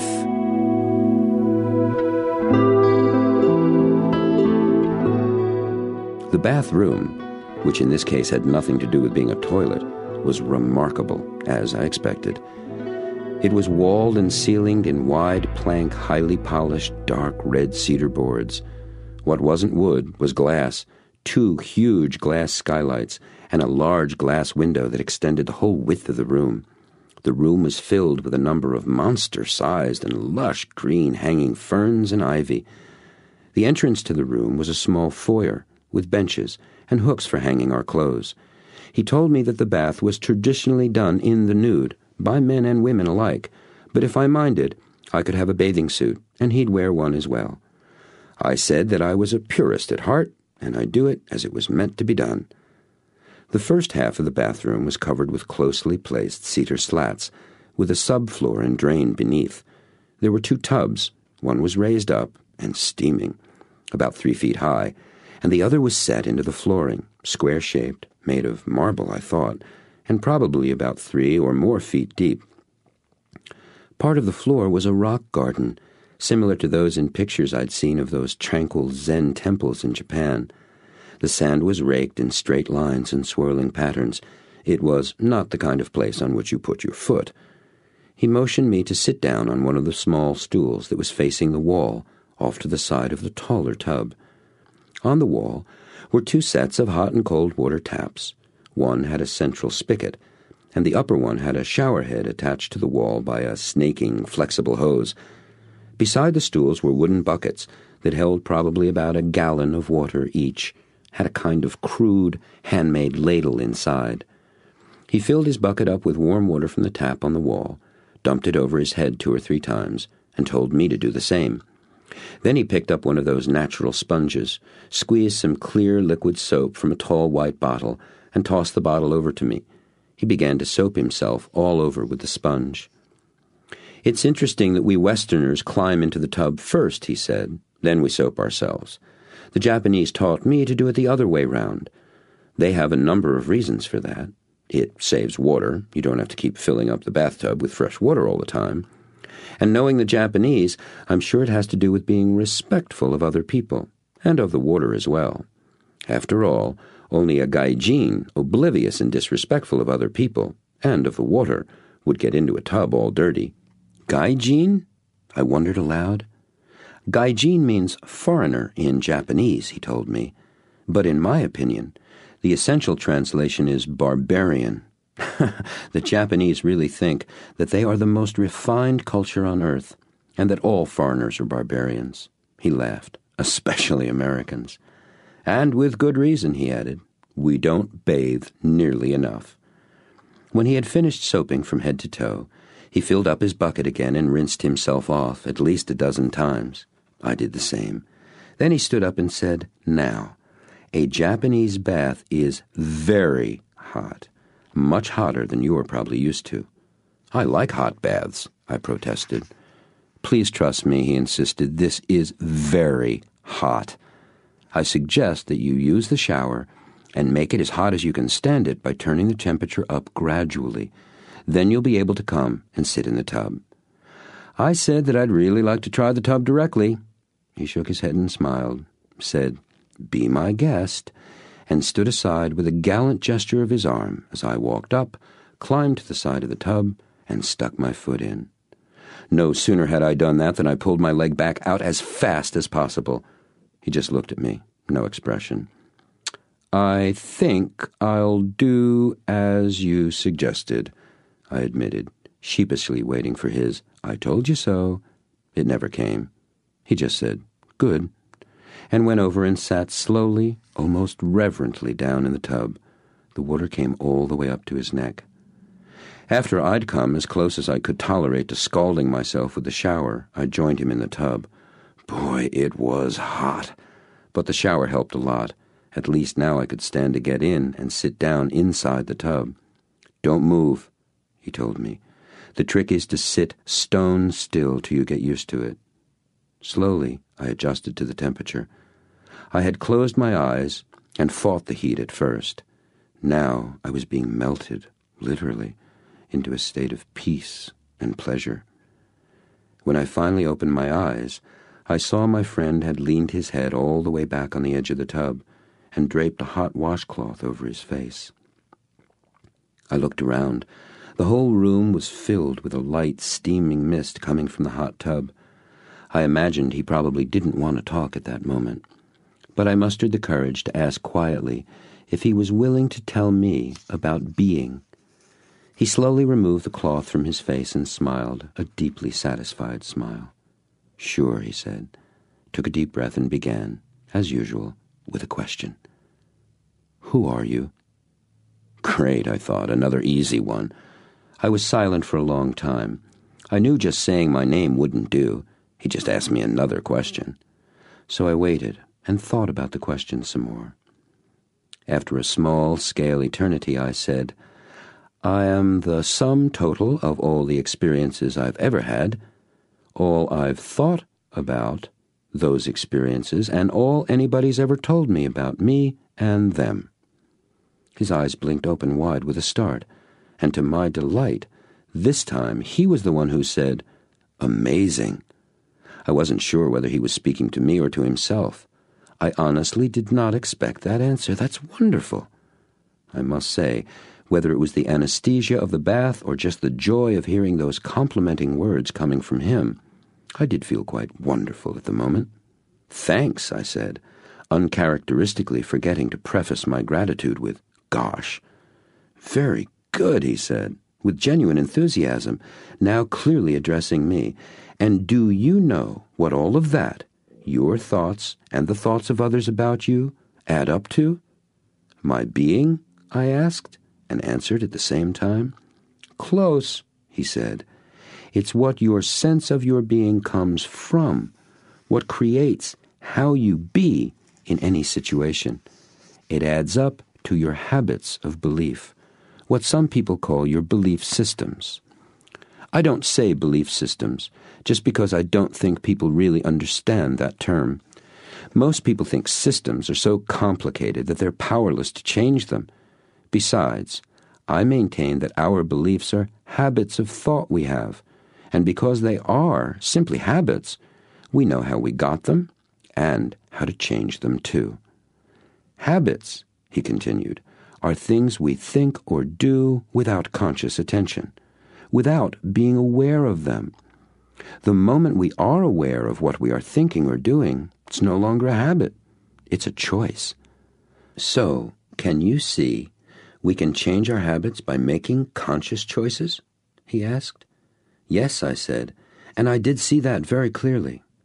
So, he continued, we have these habits of belief about ourselves, and the reason they are so important is that they control what we have, do, and be in our lives. We were back at have, do, and be, and my face must have shown that I was still not on solid ground here. Let me give you an example, he said. I grew up fat. When I graduated from high school, I weighed 250 pounds. Really? I exclaimed. Well, you're not fat now, and I'd bet you'd be a whole lot thinner after this bath. Quite true, he nodded, laughing with me. But seriously, although I've actually weighed around 175 for years, I spent much of that time still believing I was fat. You see, for almost 30 years, my experience had given me all the evidence I needed to see myself as fat. What's more, other people were quite willing to contribute to that evidence, and so was I. Every chance I got, whether I knew it or not, I would simply add to that belief by believing it some more. My mind had gotten the I am fat message literally thousands of times.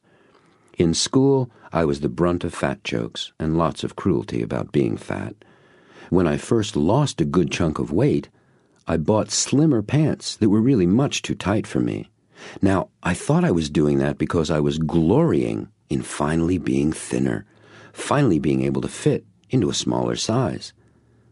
Then one day I realized that, in fact, by buying pants that were too small and having my belly bulge out over my belt, I was continuing to live out my belief that I was fat. Later on, after I'd lost over 75 pounds, I'd mention something about being fat, and people would be shocked. They'd tell me how great I looked, how thin, and it took years of that kind of input, but eventually I began to replace my habit of believing I was fat with one where I truly believed I was at last thin. That whole process took more than 15 years.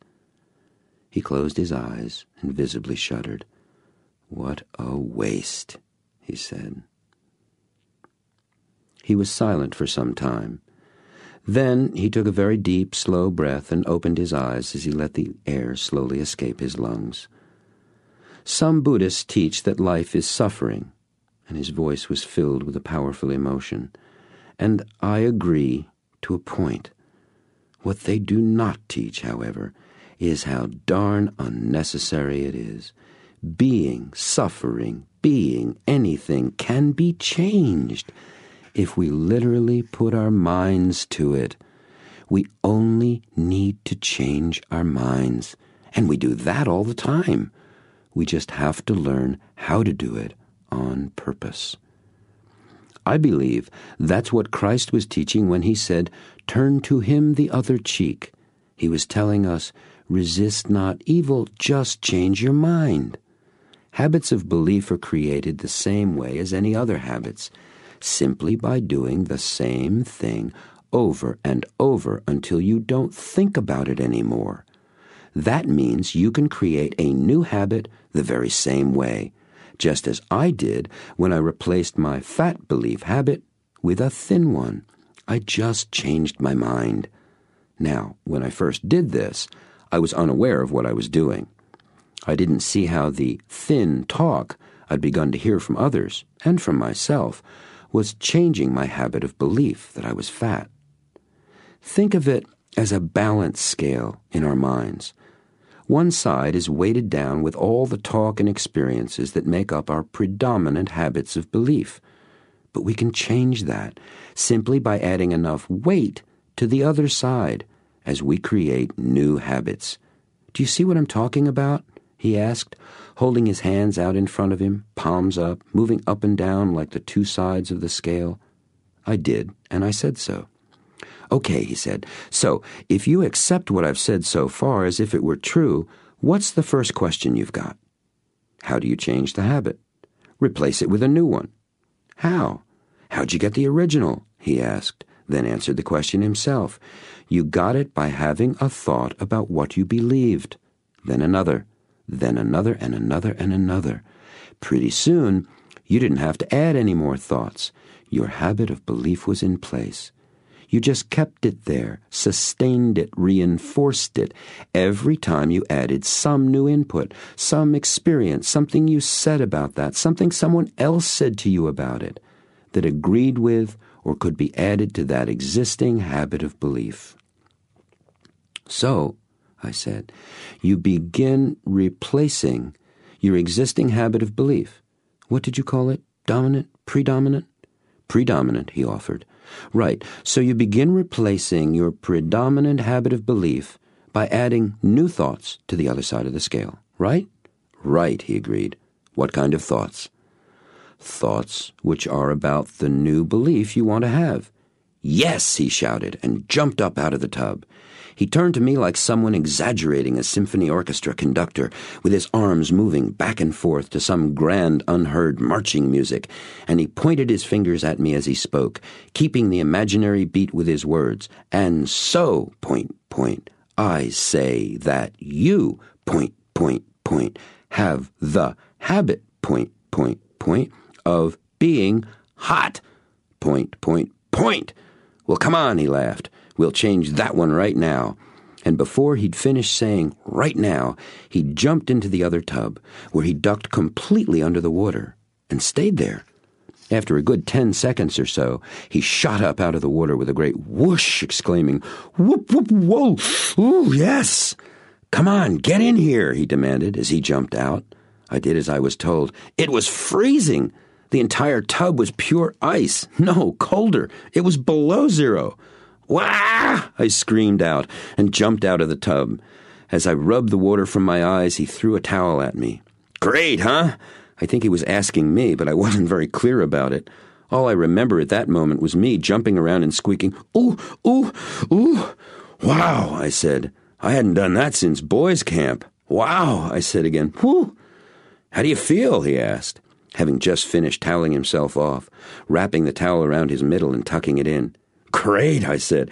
"It feels invigorating." "Do you do this often?" I asked. "Every day," came the reply. "I can't think of anything better for your body, or for your mind.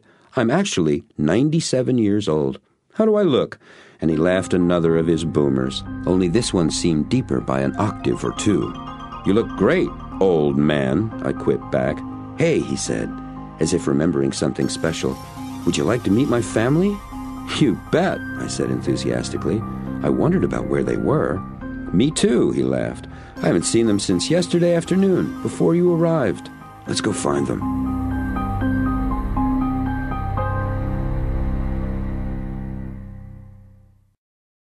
Chapter 9. Housekeeper Master.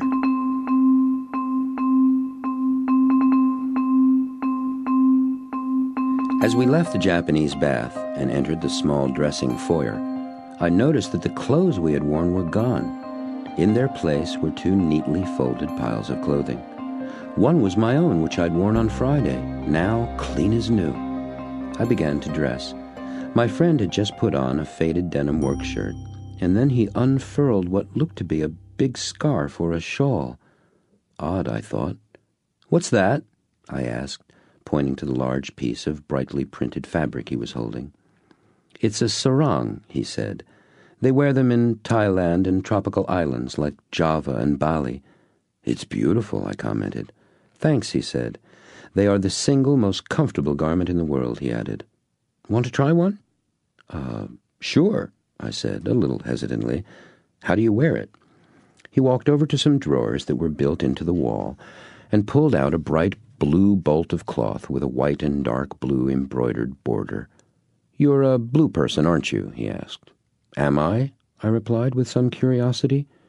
"Your clothes," he said, pointing to my pile on the bench, "are all blue." They were. I was a blue person, all right.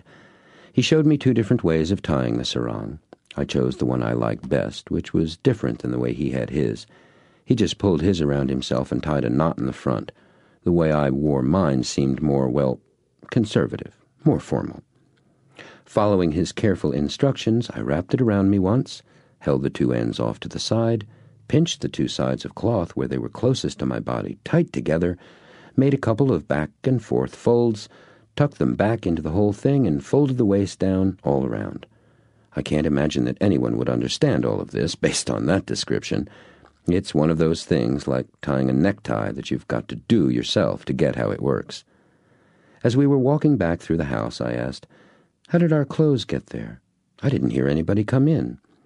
"Probably Rachel, that's my wife, but it could have been Rebecca, that's my daughter, or Kazuko, she's the woman who takes care of us." "Kazuko," I repeated the name just to hear myself say it. "That's Japanese, too." "Yes," he laughed. "You've noticed my love for things Japanese." "Kazuko-san is a joy, but she's a very difficult woman," he said, and I couldn't tell whether he was serious or not. He must have noticed what I was thinking, because he added in mock protest, "It's true. You'll see." We walked into the living room with that marvelous MLMer Monet over the mantel, and he told me to sit, while he went over to a huge French country wardrobe kind of thing, spread the doors open wide, and did something I couldn't see. I guessed that was where his stereo was kept, as the music filled the room. Amazing, I thought. "Country music?" I asked. "A man of many tastes and talents," he answered. "Pop quiz. Who's singing?" he asked me. Emmylou Harris, I guessed, guessing the name of probably the only woman I was certain sang country music. "Good guess," he said, peering out from around the door of the wooden cabinet. "K.T. Oslin." "Well, I'm no big fan of country music. More so by ignorance than by choice. I've never listened to it much. I figured it was for a different kind of person than me. I know that sounds silly, but that's what I thought, till then at least. Frankly, K.T., whomever she was pretty good." What a trip, I thought. Stereos hidden away in French country antiques, mock Monet on the wall, just come from a Japanese bath, sitting here in a sarong listening to country music.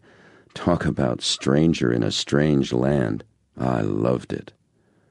"Ah, Gaijin-san, no rock and roll today? But I like it so much," said a strange new voice from the other side of the room. I turned to see a small Japanese woman with her extraordinary long, straight black hair pulled back in a ponytail and dressed in a brightly colored warm-up suit, no less, bowing to me, her hands on her thighs. She leaned forward and smiled. I had absolutely no idea how old she was. 30, 35, maybe more, maybe even less. There wasn't a line or wrinkle on her lovely face. "Uh-oh," said my host, as he closed the doors of the wardrobe and turned to face the woman. She danced down the steps and marched over to me in long strides, almost bounds, which I never would have expected from such a demure Oriental woman, stuck out her hand and said, "Hello, I'm Kazuko. It's a pleasure to meet you." And this time there was no hint of an accent of any kind. I said hi, and added that it was a pleasure to meet her as well. For a moment I felt I was groping for words. Were you the person who set my clothes out for me?" I asked her. "Like a ninja, right? Sneaking around, lighting fires, delivering clothes," she said and laughed with twinkling eyes. I liked her right away.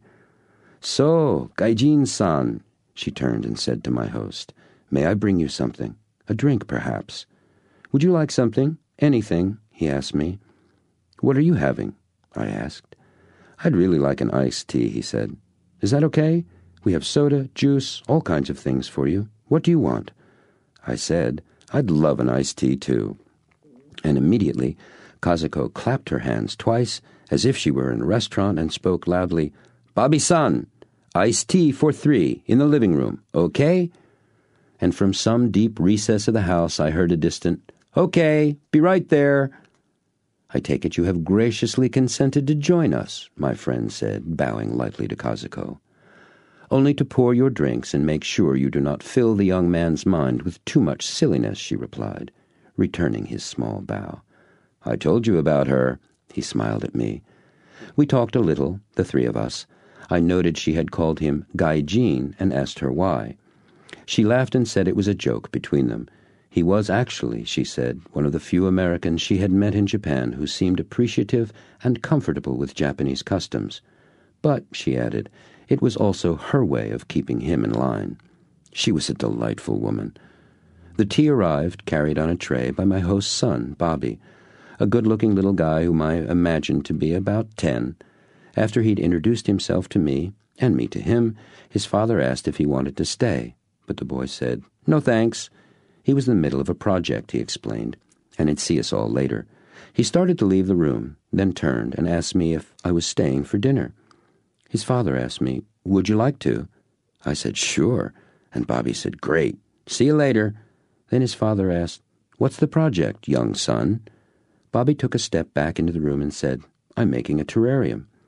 "For school?" his father asked, leaning his head back as far on the couch as possible and looking at the boy upside down. "Nope," said Bobby. "For Mom." "Want some help?" his dad asked. "Sure," Bobby replied, and I could see he was pleased at the prospect. "But I thought you guys were talking business." "Nope," replied my host. "Life. Anyhow, I don't remember asking you what you thought about what we were doing." "Dad," the boy responded in mock complaint. "So, me to you, yes or no?" his father shot back. "Yes, you, now, greatest dad in the whole wide world," Bobby said as he quickly knocked the pillow his father had thrown at him safely off to one side.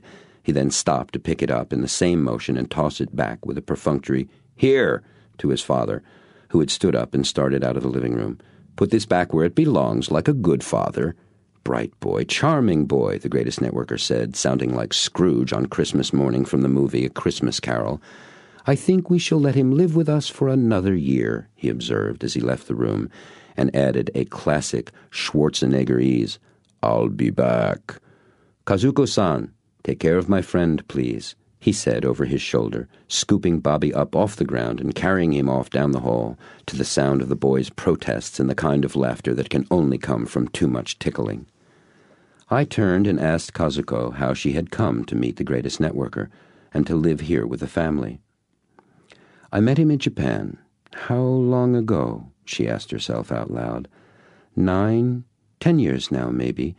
He was starting up network marketing efforts in Japan, and I met him in his very first meeting there. I was working as a housekeeper in the home of a wealthy businessman and his family. I cooked, cleaned, and took care of the children. It was an unusual family for Japan, very Western in many ways. Both the mother and father worked. They had been educated in the United States. In fact, that's where they met and where I met both of them. "Were you all at the same school here?" I asked. "Yes," she said. "The father was doing graduate work in business, MBA.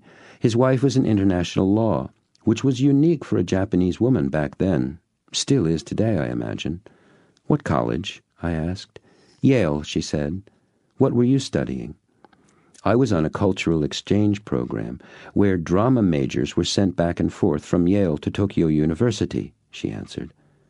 "That seems odd to me," I told her. "You went to Yale and then went back to Japan and became a housekeeper?" Kazuko laughed. "Yes, I'm sure it does. But truly, I am very happy keeping a house and being part of a family. My children are grown, with children of their own now." I hope she didn't notice the expression of shock that must have darted over my face at that revelation. "And I am very devoted to this family. I've adopted them." "Kazuko, may I ask, how old are you?" I offered tentatively. 56, she said. I told her I found that very hard to believe. She smiled and thanked me for my charm and good manners. We continued to talk, I have no idea for how long.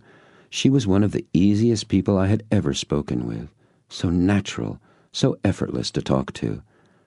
She told me about when the greatest networker first came to Japan, about that first opportunity meeting, and how very excited she had been at the prospect of working with him. She'd learned about network marketing while in the United States, she said, and had always thought it was a perfect business for Japanese people. Other companies had come to Japan from America before, but most of them hadn't made the kinds of changes and adjustments in the products, how they were positioned, packaged, and presented, or in the business opportunity that would reflect the unique needs and wants of the Japanese. But his company was different. He had done his homework. She told me that first meeting had lasted for 6 hours. The formal presentation had lasted only about an hour and a half, but everyone had stayed asking questions about network marketing, about how it was done in America, and about how the greatest networker thought it could best be done in Japan.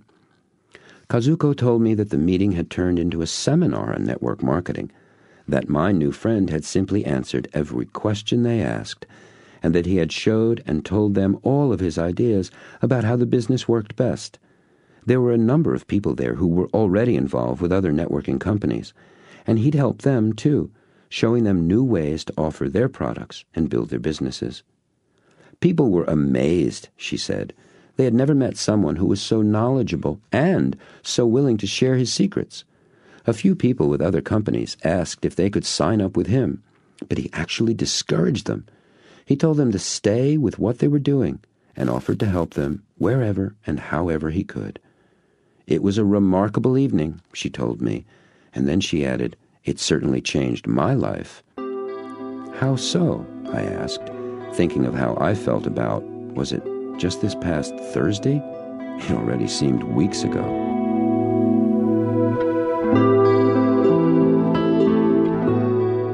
There were a number of high-powered businessmen present, she replied. Each one wanted to be in charge of Japan. He was very gracious to all of them, but he asked them, please, to wait. He explained that his company's president would arrive the following week, and that he would be the one to decide exactly what structure they would use and who would direct what efforts. Almost everyone made an appointment to meet with him. I'm sure everybody there wanted to make his pitch to be Ichiban, the #1 distributor. I stayed until the very end of the meeting and waited until there was no one else left. I went up to him and said, "Have you scheduled any time to see Japan?" He told me that, in fact, he had set aside the next 3 days for that very purpose. I asked if he would permit me to be his guide, and he said he'd love that. So, the next morning, bright and early, we met at his hotel for breakfast. It was a whirlwind tour. As she spoke, Kazuko actually seemed to re-experience some of the exhilaration as well as the exhaustion of the trip she was describing. She told me about all the places they'd visited, how he said he wanted to visit the Peace Park in Hiroshima, how moved he was when they did, and how deeply his emotions had touched her as well. She described how much he enjoyed the food, from the salty traditional breakfasts and late into early morning trips to the sushi bars, to a quick bowl of steaming noodles while waiting for the Shinkansen, the famous bullet trains that rocket across Japan, to the formal 11-course kaiseki dinners, which cost more than $500 per person. Kazuko told me that she'd never been so many places in her own country in such a short period of time, and that although it was very rushed, that they both had the most wonderful time. One high point of the trip for her was a visit to Nara, which Kazuko described as perhaps the most traditional and beautiful of the Japanese cities. She told me that in Nara, you were more likely to see businessmen and women wearing kimono, the classic robe, and obi, sash, than anywhere else in modern Japan. They had stayed at the Nara Hotel in tatami rooms with rice straw floor mats and slept on futons, Japanese quilts, she explained, which were spread out in layers, one on another upon the floor.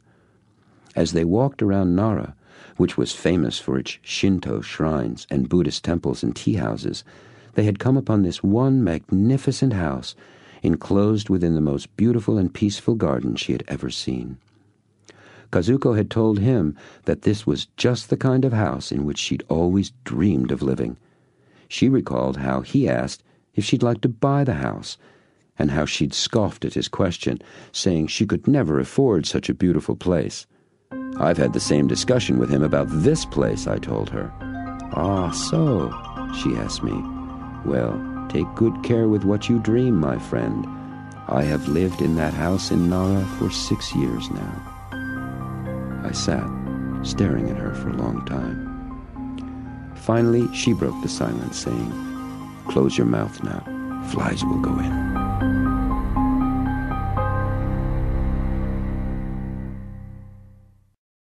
Chapter 10. Appointments with Freedom.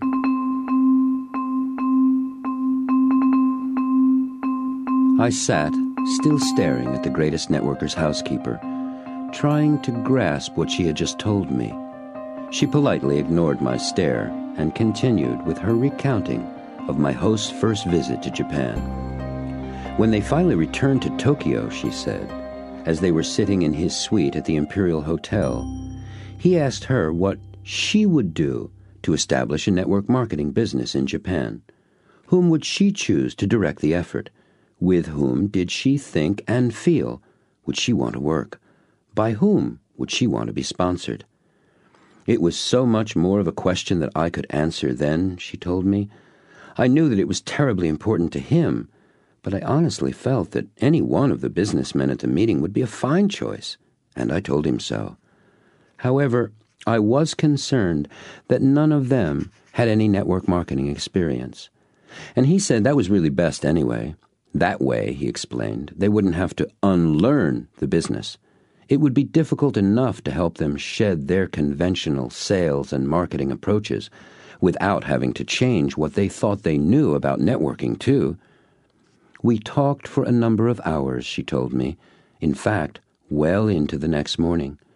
We talked about what I thought would work best in Japan, about how Japanese people worked and lived, and what I thought they valued most and wanted most in their lives. I kept trying to get him to tell me what he thought, but he just wanted to know my answers.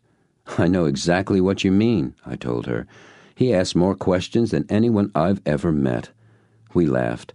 As we did, the greatest networker came back into the room and sat down in a chair facing Kazuko and me.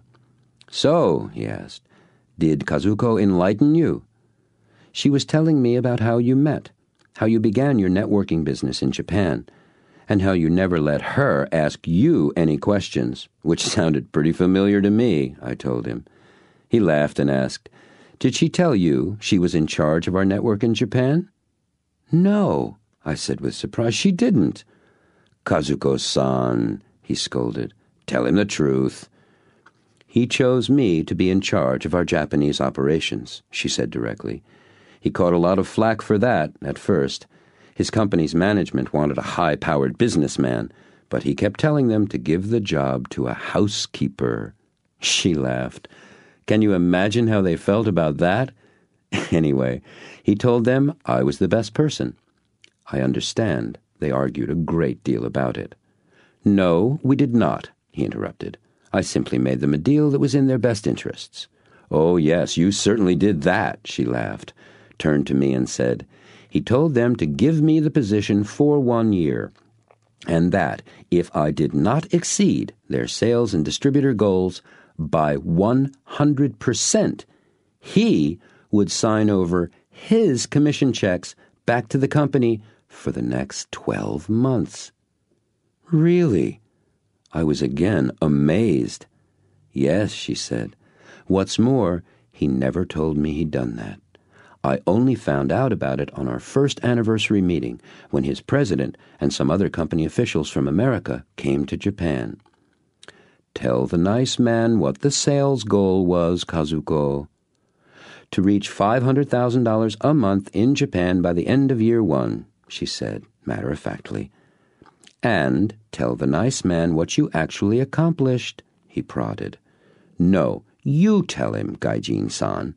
She threw it back to him, pretending displeasure. Our little housekeeper here, he informed me, was the fastest-growing, most successful distributor in the history of the company worldwide. Her group, which included all of Japan, did just under $11 million in total sales for their first year. Kazuko became a millionaire before the end of her second year in the business. Incredible, I gasped, and I must have looked very shocked indeed, because he pointed to my face, and they both burst out laughing. My friend, he said, leaning forward toward me, in this business you will only achieve what your habits of belief allow. I chose Kazuko because I saw that she believed anything was possible. She had no limitations in her paradigm for network marketing in Japan. She had none for herself either. She did not believe that it couldn't be done, and she refused to listen to anyone who told her otherwise. Ignorance is bliss, Kazuko added, smiling. It's true. I had been blessed with parents who raised me to believe I could do anything I wanted. anything I set my heart and mind to. And that was quite something for a Japanese woman to grow up with, believe me. Besides, she said, my dear friend here spent literally every waking hour of every day with me for almost 6 months to get our business started. All I did was follow him around, translate, and do what he taught me. That in itself was one of the most powerful lessons I learned. And now I've done that with all my key people, she added. How many leaders do you have? I asked her. 9 key leaders, she told me. Well, how many people have you sponsored, totally? I asked in surprise. Oh, 50 or so, she said.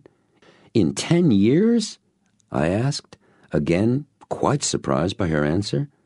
Yes, she responded, in 10 years. That's another thing my sensei here taught me. He told me that every highly successful network marketer he had ever met had earned the majority of his or her income from the sales generated by 2 to 5 individual distributor groups built by leadership distributors. He said to look for those 4 or 5 people, to ask all my new people right up front if they were committed to achieving that level of leadership and success. And he told me to focus my efforts on developing those men and women who had made that commitment. So I did. What about people who didn't want to make that kind of commitment? I asked her. I gave people what they wanted, she said. Remember, I'm a housekeeper. I take care of people. So I simply provided people the level of support and gave them the time and attention that was appropriate for where they were and what they wanted to accomplish. But I was very clear what I wanted. I wanted leaders who would duplicate themselves. I never made judgments about what prospects or new distributors wanted, Kazuko said. I asked them. And some of them did not want to build large networking organizations at first. I knew that for a number of those people, they simply didn't believe great success was possible for them. So I always worked on establishing habits of belief that supported them in becoming all they truly wanted to achieve. A number of my leaders today were people who had no idea they were capable of such things when they first began. Do you still sponsor people? I asked. Oh, yes, she answered, but not very often, and not usually directly. I help my people downline sponsor, and when I meet someone new and exciting, I match them up with one of my people with whom they'll enjoy working the most. Well, I sat back even deeper into the couch. I'd heard all of this before, read it in books and interviews in networking publications, but I'd never sat face to face with someone who'd actually done it. My habits of belief were getting a real stretching lesson here. Kazuko, I asked, I'm sure you're able to retire by now. Why do you keep working your network marketing business? And why are you still a housekeeper? I am involved in network marketing because I love it, she said. There is nothing else I would rather do. It is how I earn my living. And the emphasis with which she said my living made it very clear to me that she meant more than a job or even a career. I'm still a housekeeper, she smiled as she said the word, because I like it. And you know, I've come to realize that housekeeping is excellent training for leadership in network marketing. Really, she added in response to the disbelief on my face. Network marketing is all about taking care of people, and I like taking care of people, especially this gaijin, she added, pointing bluntly towards my host with one thumb as if she were hitchhiking. Her obvious affection for my host showed easily through her feigned nonchalance. This is my sensei, my mentor. It is an honor for me to be with him. I learn constantly from him and from the family. You haven't met Rachel yet. You will. He will, yes? She asked him. I trust so, he answered, though I'm not sure where she is. Have you seen her today, Kaz? No, I haven't, Kazuko replied. Today's the 25th. Is that a show day? Every day's a horse show day in the spring, he said. I thought today was clear. I'll have to check my commitment book. I know we have an appointment for dinner, he added. Commitment book? I asked. Like an appointment book, he answered. You make appointments with your family? The idea of that fascinated me. Yup, he answered, with Rachel and the kids, too. Ah, I asked hesitantly. Would you tell me about that? Sure. What do you want to know? He asked. Well, it seems strange to make appointments with your own family, I said. That's a nice opinion, he said. Then he repeated. So what do you want to know? Well, it seems a little cold, doesn't it? Not to me, he answered. It works for us. I make business appointments, and I make family appointments. Making them helps me keep them. They're my commitments. But, I said, doesn't that take the spontaneity out of things? Just the opposite, he said. That's one way I make certain I have the time for being spontaneous. He noted my puzzled look. Let me explain. There was a time when my family took second place to my work. Truth is, far distant second. I love working. There's nothing in this world I'd rather do. And because of that, I was putting my family second. I'd get to them when it was convenient, when there was free time, after my business was completed. Well, at one point I noticed there never was any free time. Every time some space would show up, so would something to fill it. I had my life all scheduled, and no time for them. And no time for myself, for that matter. So, I asked, what's missing? What did I need to do to make the time I wanted to be with my family, and to do the things I wanted to do for myself as well? 2 things were missing, he said. The first was simple, making a commitment and keeping it. I knew I could do that. I was making business commitments and keeping them darn near every one of them. It seemed a simple matter to me, not necessarily easy, but simple. If I could do that with my business, there was no reason I couldn't do it with every other area of my life. So I started making appointments for specific times to be with Rachel and the kids. I told them what I was doing and why, and they agreed to help me keep the appointments I made with them, because we all saw them as commitments now, not just appointments. I made dates with Rachel, dinner dates, dates to watch videos after the kids went to sleep. We even scheduled a couple of weekend seminars at local hotels. I'll let you figure out what the subject matter was. Rachel and I scheduled 30 minutes every day at 9 in the morning to talk with each other about what was happening in our work and lives. When either of us was traveling, we did it over the phone. I made appointments with Bobby, too. I hired him as my fun coach because I saw that fun was missing in my life as well. You know, all work and no play.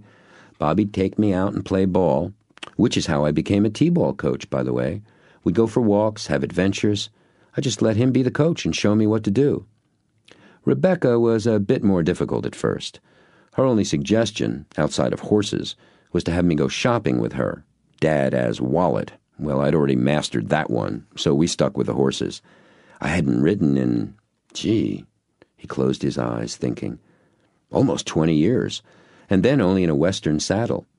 She taught me English-style riding. She taught me to jump, too. It's great. She's a wonderful teacher.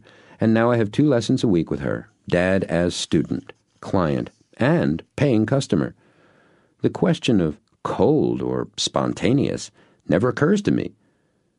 What's important is, does this way of doing things empower me and empower my family? And it has for years.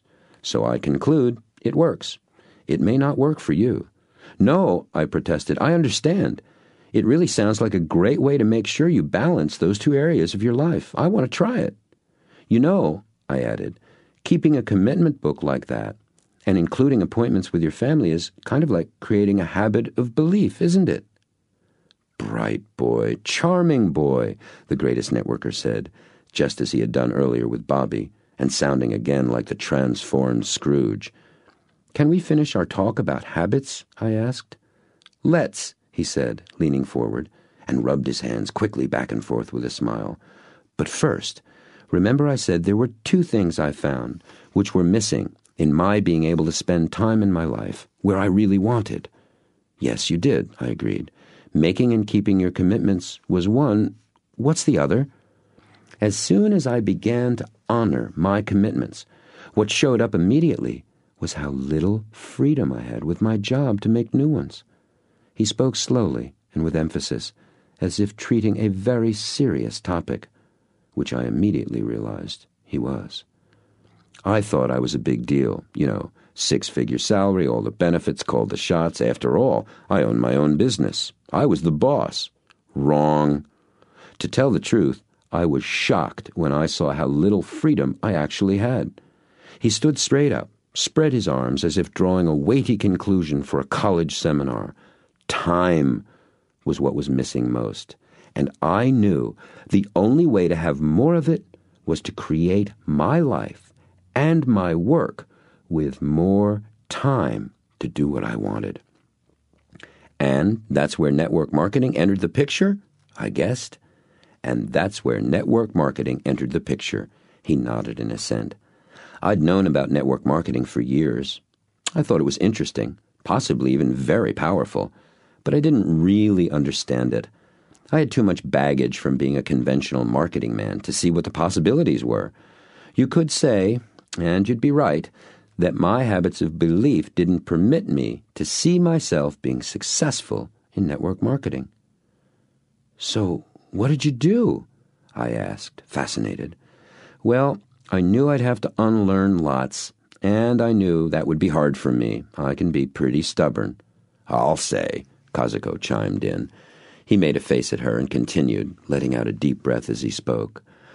So, I selected a company with a superb reputation, one which had been around long enough for the unique ups and downs of this business to make them strong, which had solid management with field experience, an excellent product line consumers loved once they tried it and would continue to use forever, so there was real residual income, and the very best sponsor I could find. In fact, the sponsor I wanted, he continued dramatically, was the greatest networker in the world. Whoa, I exclaimed. Wait a minute. I thought you were the greatest networker in the world. Yes, some people say that, he admitted. But if that's true, what does that make the person who taught me everything I know about this business? I see, I said, unconvincingly. I didn't see. This Hitchcockian twist had my mind spinning more than a little. I actually sat there stunned. There's an even greater networker than he is? I looked over at him and then at Kazuko, and they just sat there grinning, like two kids just barely keeping a secret. No answers there. Okay, I said, expecting to say more, but nothing came to mind or mouth. Come on, he said, standing up and rescuing me. Let's go find my sponsor. It's her, I thought. It's got to be his wife, Rachel. This is amazing, I announced to myself out loud as I followed him and Kazuko out of the room and out of the house.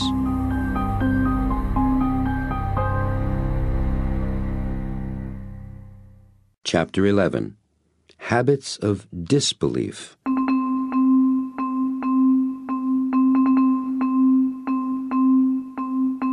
We walked across the flagstone parking area in front of the house, past his office study and on down to the horse barn.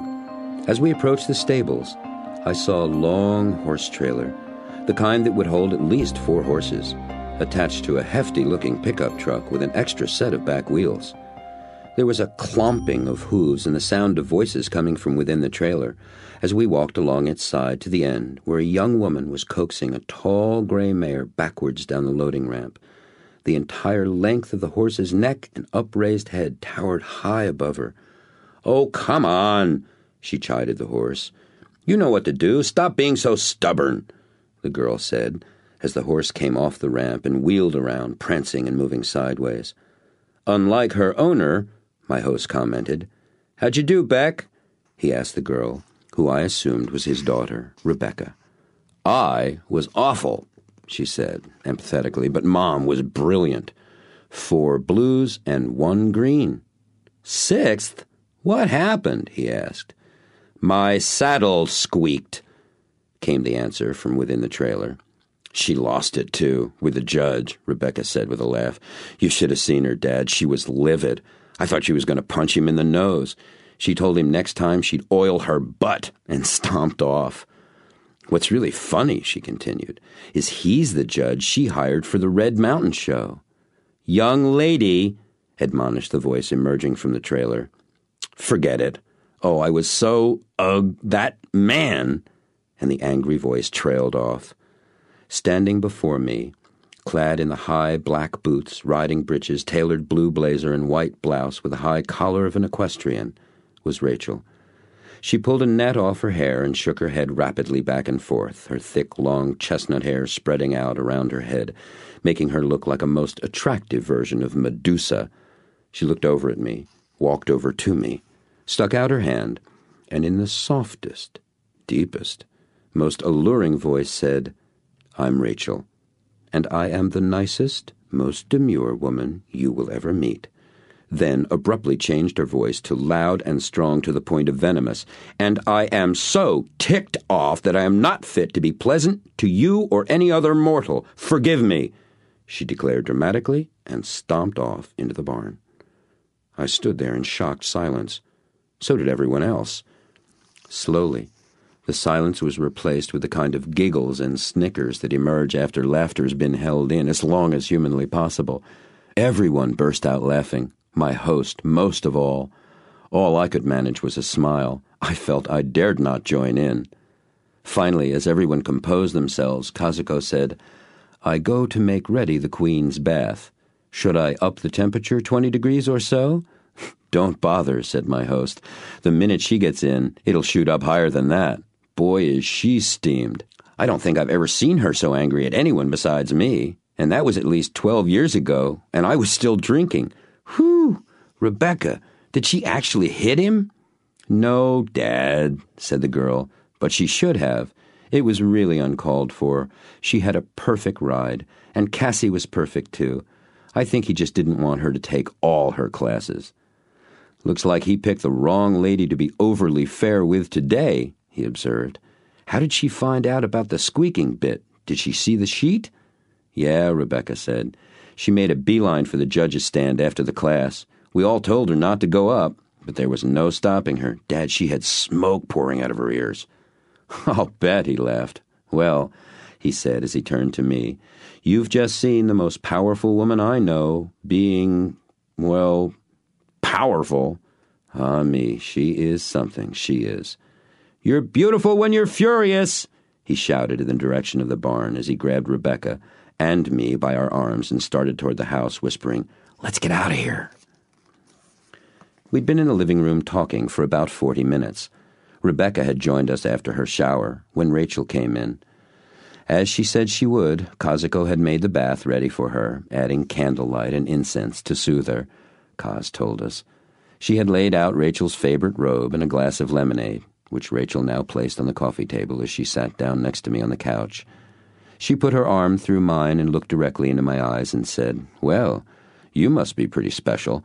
I haven't delivered a performance like that in at least 7 years."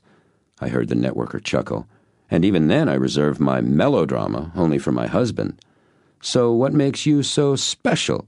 she asked. Before I could say a word, she spoke quickly. "Oh, he's blushing," and she squeezed my arm with hers. "I like him," she informed her husband, and she smiled over at me. "Where'd he come from?" She asked no one in particular. "I met him Thursday evening at the meeting in town," said my host. "I asked him to come to visit Friday, and we've been together ever since." "So," Rachel turned back to me, "what have you been doing?" "I really don't know where to begin. There's been so much." I was coming close to stammering again. "Relax," she said, patting my arm. "This isn't a quiz." She laughed and leaned forward to sip her drink. "So, madam," Kazuko spoke, "you had quite a day, yes?" "Yes," Rachel said. "And thank you, Kaz, for the wonderful bath, the candles, the lemonade. You're a dear." "Pleasure," Kazuko replied. "You look like you needed it." "For sure," Rachel replied in a perfectly pitched Valley Girl voice. She turned to me again and asked, "So, really, what have you guys been doing and talking about since you got here?"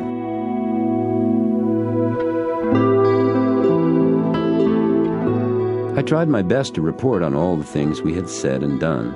As I did, I realized what a massive amount of information.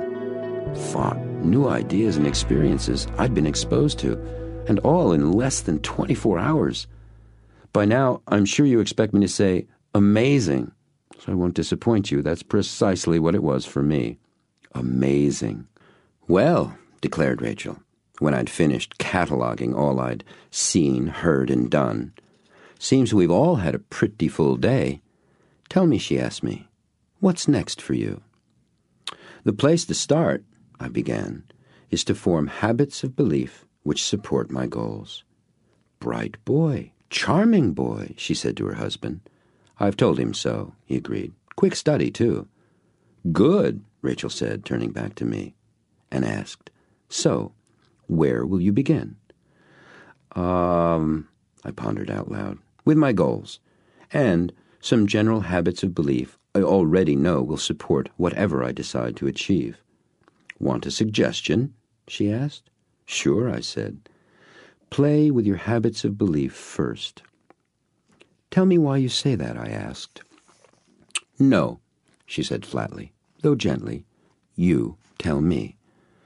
I was beginning to see what a powerful pair these two were, and where the greatest networker got some of his greatest networkerness. Okay, I said slowly. I suspect that my habits of disbelief, and I paused for their reaction to my use of that phrase. It came instantly. Good, he said. Rachel smiled and said, Continue, my clever friend. I did. My habits of disbelief affect my ability to create my goals realistically. And by that I mean without the limitations of what I've thought was possible. The kind of habits I have now, or at least have had until now, have gotten me to where I am now. So they obviously need some work because I'm not where I want to be. So, I continued, first step, balance or begin to balance my scales. Bright boy? Charming boy? I asked them. Touché, said Rachel, and true, too. Okay, said the second greatest networker, leaning forward from his seat.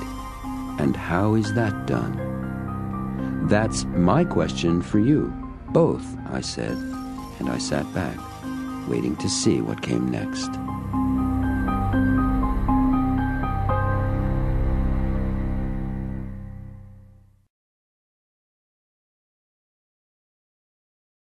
Chapter 12. Pictures of Belief.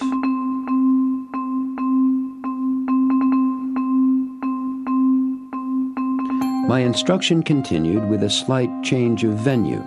We'd all moved from the living room to the kitchen. Time again was flying, and it was past 6 o'clock, when Kazuko inquired if anyone was interested in eating. The unanimous yes sent Rebecca off to look for Bobby, and Rachel to change her clothes, while the rest of us went in to prepare dinner. The kitchen was on a grand scale like the rest of the house, big to the point of huge, more like the kitchen of a restaurant, and many of the appliances were the commercial kind, like the big charcoal gray 8-burner gas stove and the gleaming stainless steel refrigerator, which looked to be at least 2 or 3 times the size one would normally find in a private home.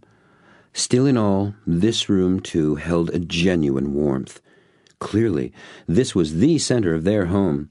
I could tell that more living was done here in the kitchen than in the living room, or in any other part of the house for that matter. Everyone took part in the preparations. I was enrolled in slicing vegetables, expertly directed by Rebecca, who explained in great detail how carrots were best cut on a diagonal to provide them with the fullest spectrum of both flavor and essential energy. Yin and yang, Kazuko injected into my lesson. This way we get the most from the carrot, because this way of cutting it provides the greatest balance of the vegetable's natural life force. Heaven and earth together, Rebecca interjected. So now I'm really going to get a taste of philosophy? I mused out loud, and they all laughed with me.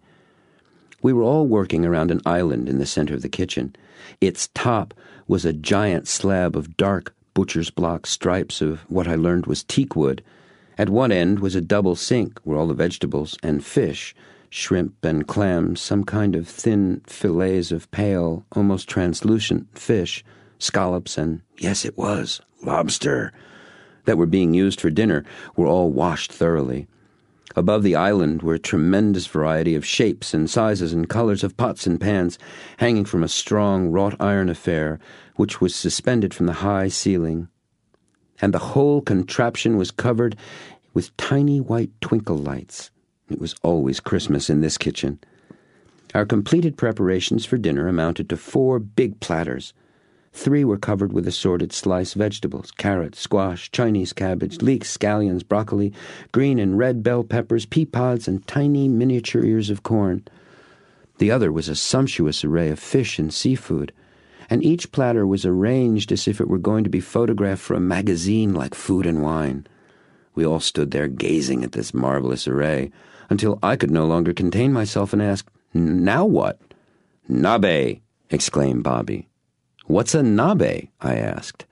Rachel described what's called the traditional one-pot cooking of Japan, where everything is cooked right in front of you at the dinner table in one pot. The assembled diners sit around this boiling pot of clear soup, heated from beneath by a portable gas burner, she told me, and select what they want to eat from the platters of vegetables, fish, and shellfish. They put it in the pot and take it back out when it's cooked. There are usually bowls of rice and a series of sauces in which to dip the food, too. Kazugo explained that in Japan, nabe was a dish eaten mostly in the winter and fall, but she told me since the members of this family were only country samurai, it was permissible to have nabe any time. We ate at a wonderful old wooden table tucked comfortably into an alcove in the L-shaped kitchen. As we selected, dipped, and retrieved our food, all done, by the way, with wooden chopsticks, Rachel asked me, "So, we were talking about your habits of belief, needing to balance the scales with new habits, and you were about to ask us how that was done, right?" "Yes," I said. "Well," Rachel replied, "I'd like to hear what you would do first." "Okay," I said, by now not at all surprised that the issue had been promptly dropped back in my lap. "I'd go back to that movie of my life that your husband did with me. Do you know the exercise?" I asked her. "She does," my host spoke up. "She taught it to me." "Oh," I laughed, "I see." "So," I continued, "I'd take some of the scenes from that movie and build beliefs, new, positive habits of belief around them." "Great," Rachel said. "Tell me about a couple. Tell me one habit of belief you have now, and what new one you'd replace it with from your movie." "Well," I thought out loud, "I believe that I cannot speak in front of a group. I mean, I can, obviously, but I don't like to, and I'm not very good at it.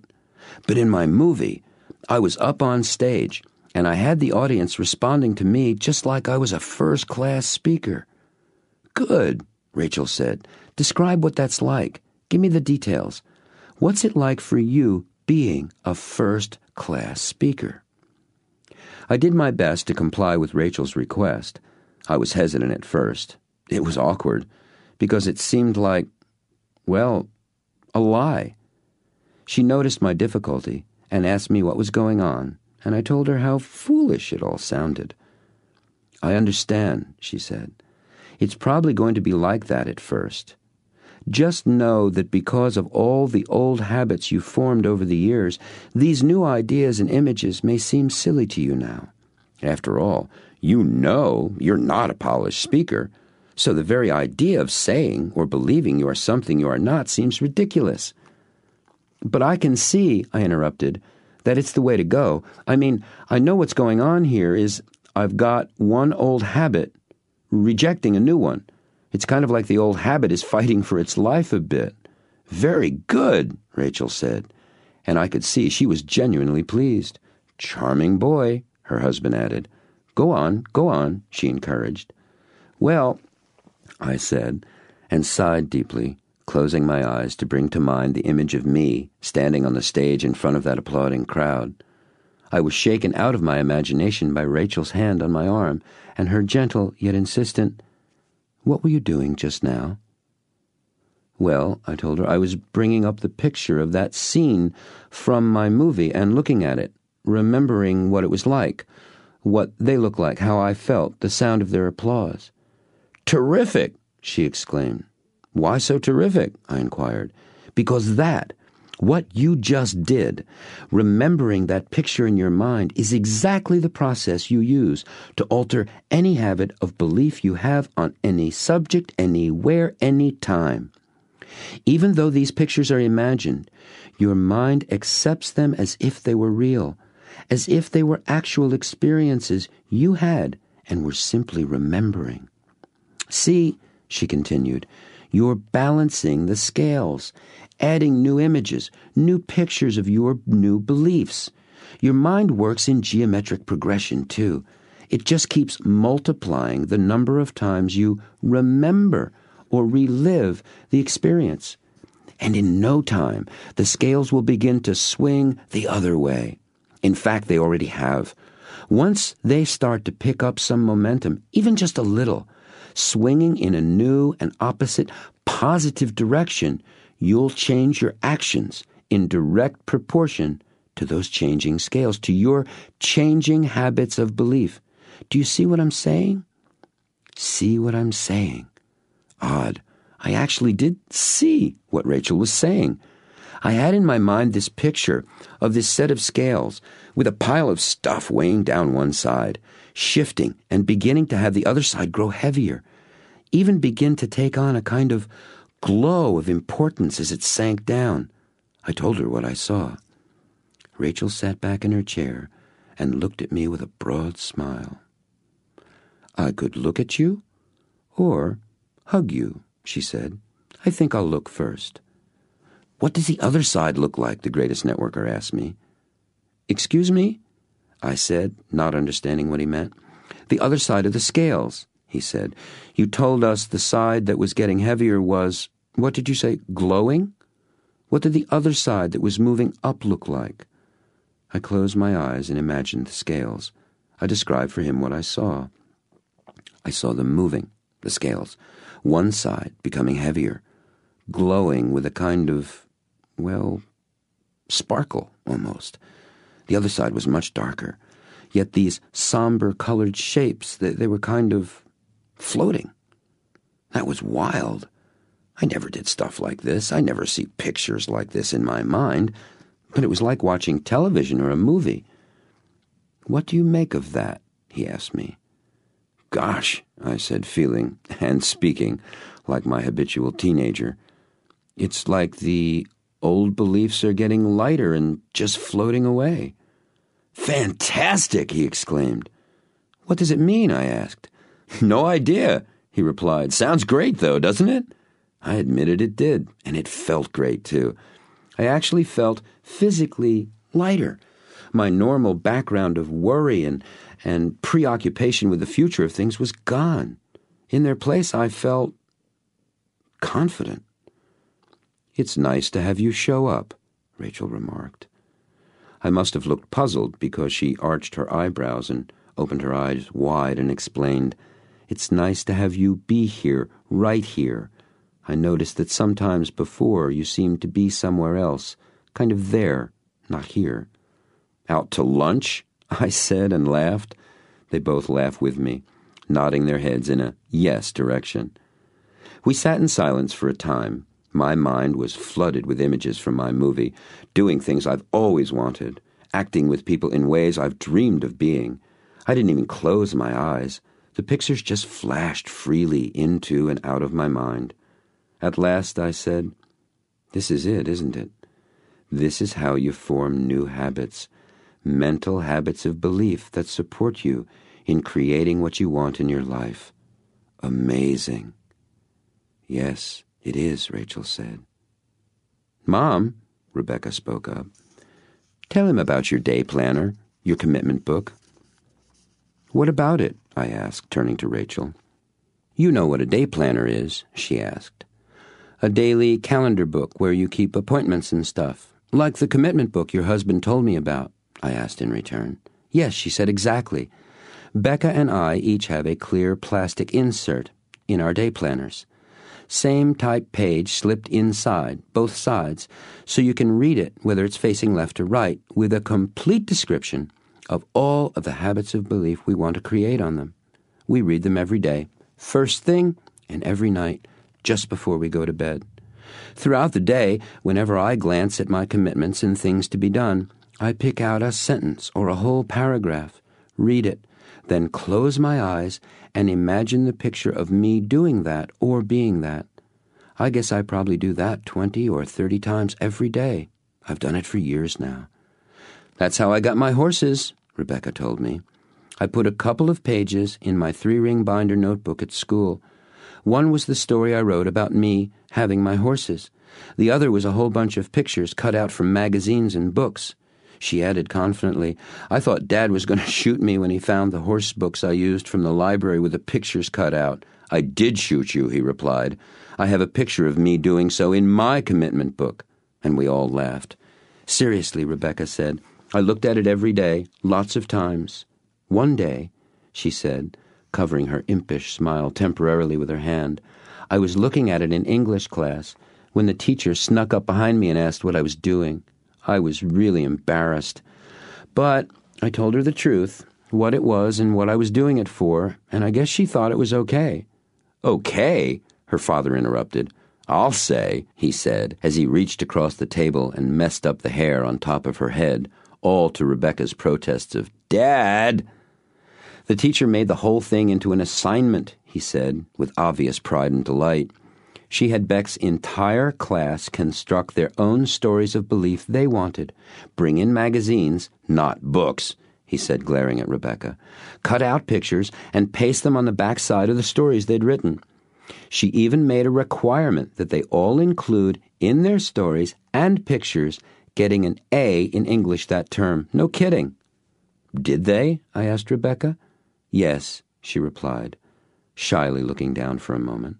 The whole class? Everyone? I asked in disbelief. The whole class, Rebecca replied, and this time all shyness was gone from her face and voice. I was sold. Anyway, Rebecca continued, I got my own horse about, 6 months after I started changing my beliefs. Wrong, her father said. Wrong, that's right, Rebecca added. 2 horses. Oh, come on, I said, astonished. True, Rachel told me. We told Rebecca we would support her having a horse of her own, and she'd have to get the horse herself. So she worked after school, mucking stalls, helping at a farm that friends of ours have down the road. They had a lovely gray thoroughbred mare and her filly that didn't get along with any of the other horses. They would kick and bite whenever they were with other horses, and nobody liked riding them. They had them for sale for months, but no one wanted to buy them. Rebecca seemed to be the only one who could control the mare, and one day they just up and gave her both horses. Unbelievable, I said, leaning back on the legs of my chair. I came forward with a thunk, turned to Bobby and asked, And what strange and wonderful tales of great accomplishment do you have to tell me? First place at the science fair, T-ball season and tournament champs, Stop, I explained. I get the message. Would you like to hear about how I got my house? Kazuko asked. Don't try to stop her, the greatest networker advised. I walked up to the house with my camera one day on a networking visit back to Nara, Kazuko told me. I politely explained to the people who answered the door that it was the most beautiful house and garden I had ever seen. I asked permission to take a picture of it, and after hearing that I wanted one just like it, and why I wanted the pictures, how I was going to use them to create habits of belief for having such a house, the owners were intrigued. They suggested they take pictures of me on the walk, in the garden, in the living room. They showed me the whole house, explained its history, invited me for dinner, too. I signed them up that night in network marketing, she laughed. They are 2 of my leaders, dear friends now. And about 2 years after we met, they wanted to move to be with their children in Yokohama and asked me, please, to purchase their house. It was important to them, they said, that the person who owned their house loved it as they did and would preserve its history and beauty. So I bought it. Lesson number 74, complete? my host asked, putting his hand on my shoulder. Complete, I replied. Good, he said, standing up from his chair. Guys' night for dishes? Ladies, split, he commanded. He always does the dishes when there's only one pot to clean, Rebecca observed wryly as she left the kitchen, skipping through the door. He's a bright and charming man, added Rachel. Kazuko bowed, smiled, and left us to our work.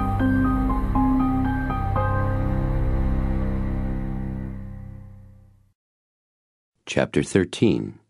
Teaching Teachers.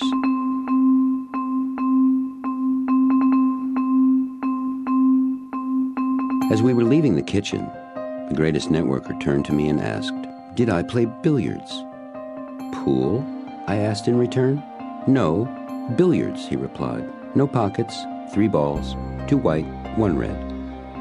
I said I'd never played, though I'd seen tables like that before and had wondered about the game. He took me through another part of the house, off to the opposite side of the living room, to a wonderful room that seemed right out of a gentleman's club in Britain or Philadelphia. I fully expected a couple of old, white-bearded gents in smoking jackets, holding cigars and brandy snifters, to show up at any moment. The room was arranged around a vividly green billiard table, made all the more bright by a bank of 3 sets of shaded lights, clustered together, that hung in a straight row down from the ceiling above the table lengthwise. The table itself was an antique, heavy and old, with ornate hand carvings all over the sides, and claw and ball feet. There was a brass plaque on one end which read, "Presented to Anthony and Rebecca. Happy 30th anniversary." I looked up at him after reading the inscription, and he answered my unspoken question. "Rachel's mother and father. Her dad taught her to play. She taught me. She is, as you've seen, a superb teacher," he said. "She is that," I agreed. "What makes her so good," he said, handing me a cue after rolling it back and forth on the table 2 or 3 times, with a "try this one," is her devotion to having her students surpass her. No matter what subject she's teaching, riding, billiards, network marketing, she is absolutely intent on having you go further than she's gone. Remarkable woman, he added with love, respect, and obvious pride. He briefly explained the object of the game to me. We each had one of the 2 white cue balls as our own for the duration of the game, and the task was to hit each of the other 2 object balls with our own cue ball to score a point. He proceeded to show me how it was done by running 38 points before finally missing what he explained was an easy 3-cushion shot. Remarkably, I made 6 shots in a row before sitting down for his turn. As we took our shots, and between my asking his advice on where to aim or what kind of English or spin to put on the ball, we talked about all kinds of things. The room had a series of hunting prints and stuffed animals around on the walls. He said he wasn't a hunter, although he loved guns and shooting. He stuck to killing clay pigeons rather than real ones, he said, adding, though Kazuko has never figured out how to cook them very well. The animals were Rachel's father's. He was a sportsman, and my host had kept his trophies more for the memory of him than anything else. I asked him what Rachel's father was like. "He taught me to shoot," he replied, "and more, much, much more. He considered it a flaw in my character that I didn't enjoy hunting real animals. He was a pretty macho guy, a Teddy Roosevelt type. He used to tell me that he only bothered keeping my company because Rachel was so fond of me. He was a most remarkable man. Tony was successful in business," he continued. "Not rich, but he worked hard, and he did very well for himself and his family. Rachel was their only child, and Tony always considered her his eldest son, the heir to his family name. I fully expected him to insist I take his name when Rachel and I got married. When Rachel was nearly 16, she wanted a car, a red Corvette. Tony said, 'Okay, I'll get you one. But how can I be sure you'll value it and take proper care of it?' She didn't know the answer to that, so he told her he'd think of a way for her, and he certainly did that. On her 16th birthday, He gave her this small, gift-wrap box, and inside is the key to a new Corvette and a phone number on a piece of paper. I can just see her, jumping up and down, all excited, throwing her arms around him. You know. I nodded. He continued. So Rachel asks, "Where is it? Where's my car?" And he tells her it's in the garage. So she runs to the garage to see it, and there it is, in pieces. I must have looked shocked because he said, "No kidding, in pieces, hundreds of them." He'd bought her the car all right, and then he had a local mechanic take it completely apart, engine and everything, and lay it all out over the garage floor. "Amazing," I said, and it was. I told him I couldn't imagine somebody doing that. "Boy, I couldn't either," he said, until I met Tony, that is. So picture this. There's Rachel. She's standing there looking at all these parts scattered all over the place, and he comes up to her and asks, "Do you want to know what the phone number's for?" She says yes, and he tells her that's the name of the mechanic who'll help her put the car back together again. He's expecting her call, he says. "What did Rachel do?" I asked, still incredulous at the whole affair. "She put it together," he said matter-of-factly. "Took her 4 months of nights and weekends, but she did it. She drove that car for over 17 years. Tony was right. She took incredible care of it." "That's amazing," I said. "Tony was amazing," he said, shaking his head with the memory of the man. From his use of the word "was," I assumed that his father-in-law was no longer living, so I didn't ask about that. He asked if I'd like to see the guns Tony had given him. I've never owned a gun, not even a toy as a child. My mother was adamant about no guns. But I do admire craftsmanship and quality, of any kind, and the guns he showed me were magical. You could see and feel how fine they were. They had the spirit of excellence all about them. His pride and joy were a magnificent pair of matched Weatherby, his and hers, field shotguns, fitted into a wooden, green, velvet-lined case that had belonged to his father-in-law. 12-gauge for him, the lighter 20-gauge was a woman's gun. Much of the metal work on the guns was engraved in hunting scenes, like the prints that were hanging on the walls. I asked if he and Rachel shot together, and he said they had. I asked who was the better shot, and he said he was. I asked if he intended to teach Rachel to be better than he was, and he said, "No. I've already got enough trouble keeping up with her. Besides, if Tony didn't teach her to be a crack shot, you can be sure she wasn't all that interested. So I'll get to keep being a better shot all for myself, at least for a little while longer." He laughed and then promptly missed a truly easy billiard shot. "Whoops," he said. "I think Tony's trying to tell me something."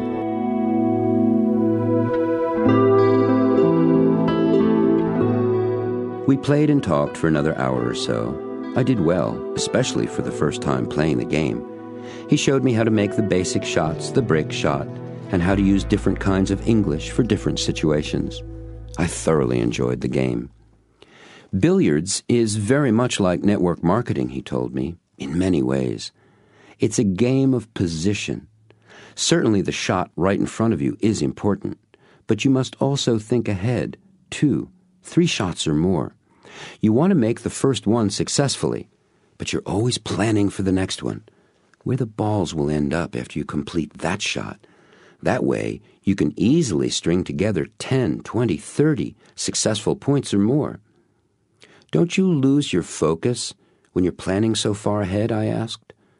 "No," he said. "You expand your focus, enlarge it to include the future." He stood up, away from the table, and leaned on his cue. "You're making sure you see the big picture, how one action fits into another and then another. That also builds momentum. And when you approach your business building from that larger perspective, your priorities shift and you begin to focus on longer-term concerns." "Such as?" I asked him. "Teaching teachers is a good example," he told me. "Usually, when you're concentrating on teaching people to teach people, your results are slower in coming than if you focused on simply teaching people how to sell products and sponsor others. That's a simpler job, and it yields larger results faster in terms of generating sales income, at least at first. But when you teach people to teach people, you move from creating results to empowering others. Of course, that's a result too, but it's bigger. What you end up with is a longer, lasting success, more leaders, and more leadership in your organization, which ultimately results in both greater stability and greater productivity. Do you remember how I told you I began with significant success for myself, but no one else was doing the business successfully? Yes, I answered. It's like that, he said. When I came to understand how the business works, that it depends on our ability to effectively sponsor people who know how to teach people how to teach other people, my business began to grow for real. I suppose I could have taught people to write compelling sales letters, but that's not what drives this business, and it certainly wasn't what drives me. I've developed a number of persuasive letters people can use to get their prospects to take a look at the opportunity, and my people use them with good success. But after that, what happens? After they've agreed to take a look, what do people do then? Ask questions, I answered. You bet, he replied. But about what? See, unless you've been taught to help people discover or reveal their own values and what's really important to them, you can't connect your opportunity to anything lasting or meaningful in their lives. It's not anchored to them. You might come across the rare one or two folks who are self-motivated, who already understand network marketing, people, sales, the unique way we do it in this business, and how to teach and train others. But they're very rare birds indeed. For the most part, you'll be working with inexperienced people, turning them into professionals. And professional whats is a good question. Professional teachers. He paused for a moment, closing his eyes, and I knew he was creating a picture of what he wanted to say. I closed my eyes just for the heck of it to see if I could come up with a picture of what he was going to talk about. When I opened my eyes, he was staring at me. "Falling asleep on me?" he asked humorously. I explained what I was doing, and he shot out one of his booming laughs that echoed all around the wooden walls and terracotta tiles of the billiard room. "Well," he asked, "what did you get?" I remembered this story I heard from a workshop leader back in New England. He was telling a group of us about a music professor he'd had in college. He said he walked in the first day, thinking he was pretty good, and the teacher put a horrendously difficult piece of music on the stand and told him to play it.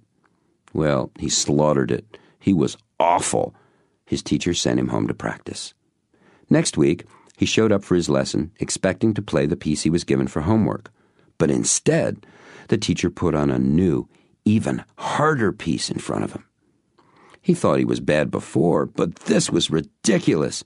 He was worse than awful. This continued for another couple of weeks. He'd murder the piece in class, take it home to practice, come back, and be given one twice as difficult as the one he hadn't even come close to mastering from the week before.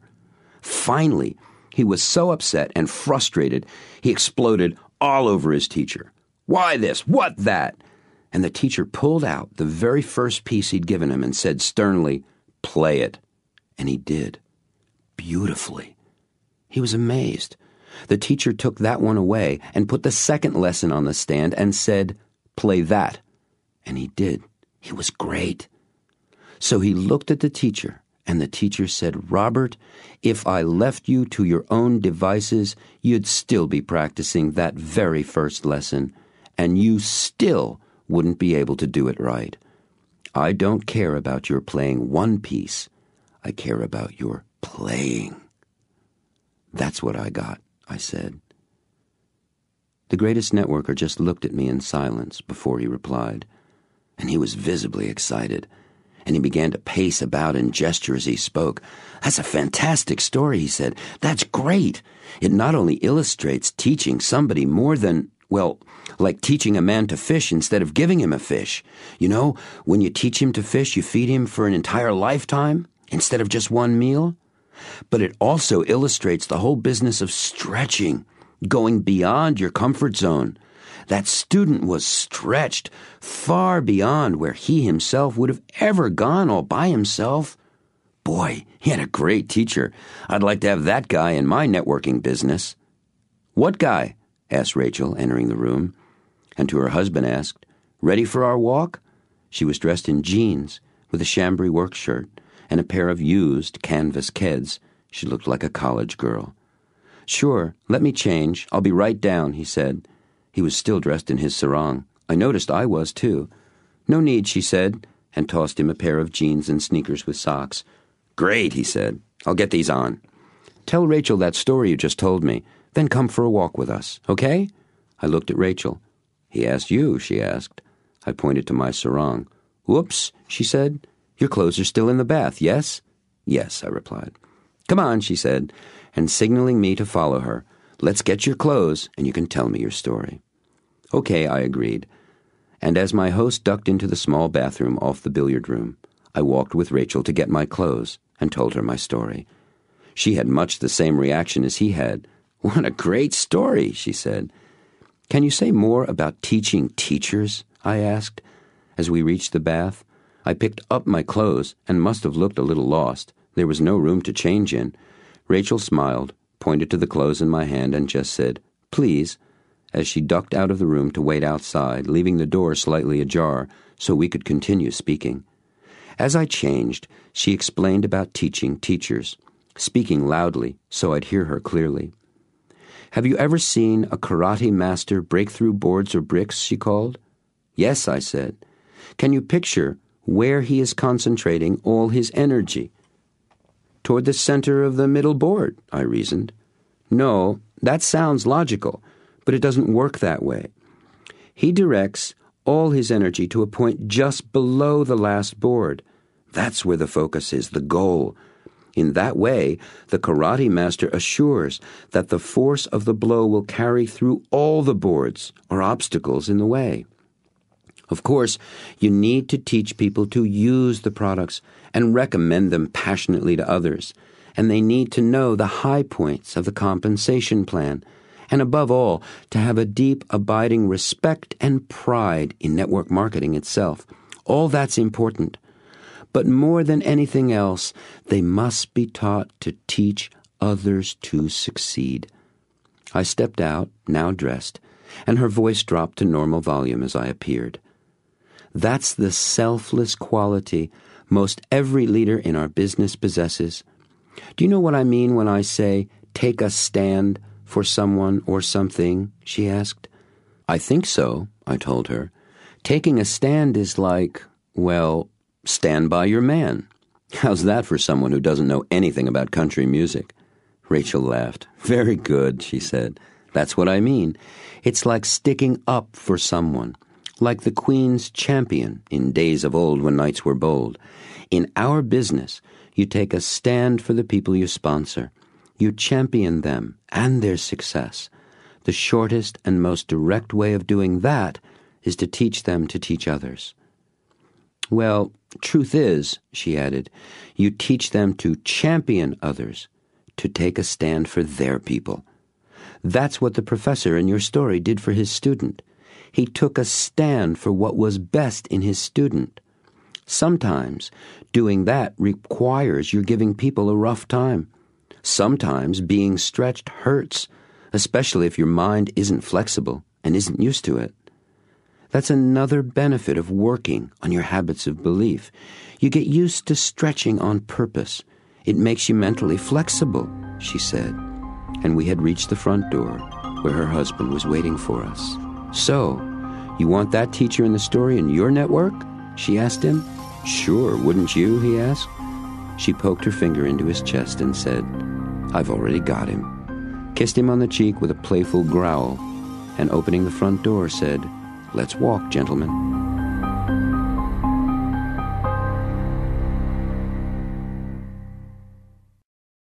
Chapter 14. What's your next step?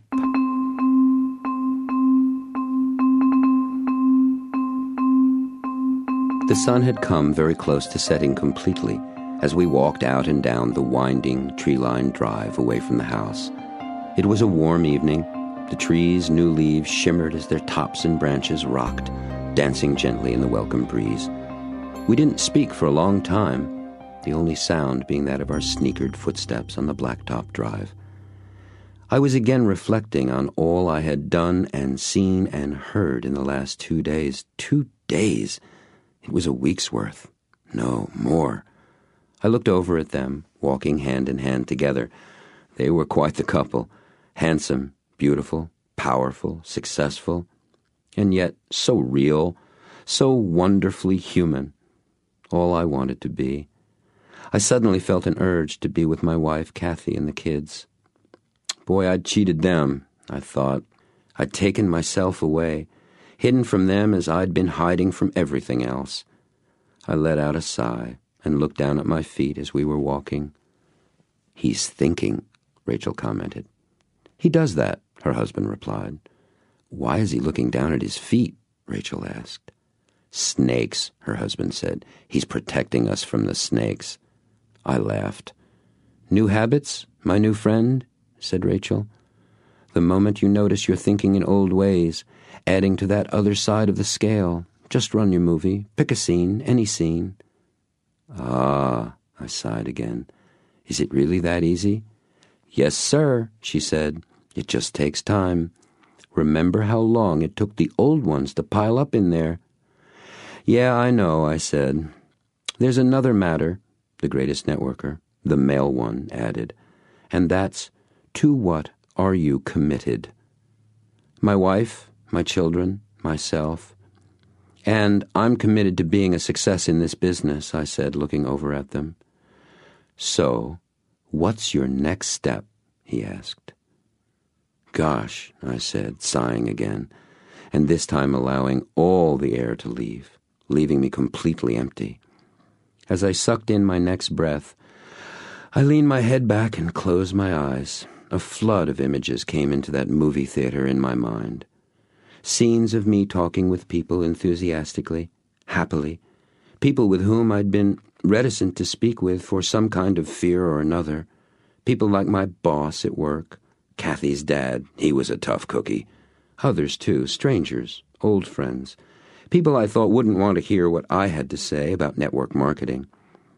I was talking with all of them now, easily, effortlessly, successfully, and they all loved me for it, admired me, respected and trusted me. I opened my eyes to the growing darkness around me, and more pictures flashed across my mind. They just came now. I didn't have to do anything to encourage them. I thought about making appointments with my wife and kids, having my children coach me and how to have fun with them, and with myself as well. I saw us playing together, rolling down a hill covered with fall leaves, at Disney World, on rides together, taking pictures with the Disney characters, Mickey Mouse, Goofy. I saw us splashing in the surf, making things together, playing in the snow, taking skiing lessons, chasing fireflies, laughing, hugging, holding hands, reading them stories, kissing them goodnight. There were pictures of my making dates with Kathy for romantic Italian dinners and getaway weekends, seeing her in new outfits, bright and beautiful, looking gorgeous, people stopping and staring at her. How proud I felt, how lucky. She's so wonderful, so loving, so strong, so powerful too. I saw us in Europe together. I saw the big, deep, bright green emerald ring she's always wanted on her finger. I saw us happier than we've ever been, having fun, closer, talking more together, sharing, more in love. I saw myself back in Cambridge, laughing with the guys, playing with those new clunky computers, being a real pioneer. Oh, I wanted that again. Now, right now. I wanted that feeling of doing something few people had ever dreamed of doing, and having it be a lark, a ball, a grand and glorious game of discovery and invention. I saw myself dressed in new suits, Italian, English, with real buttonholes, made of the most sumptuous, sensual cloth. I looked fantastic. Bright ties, matching handkerchiefs, elegant, with a gold Rolex. shaking hands, seeing people out of the corner of my eye pointing at me, talking about me, how successful I was, what a great guy I was, how I deserved all my good fortune, how they wanted to be like me. I pictured myself walking in the town of Nara, Japan, down the small picture postcard, cobblestone street in front of Kazuko's precious house. I felt the tranquility of her garden, its timelessness, the freedom and peace.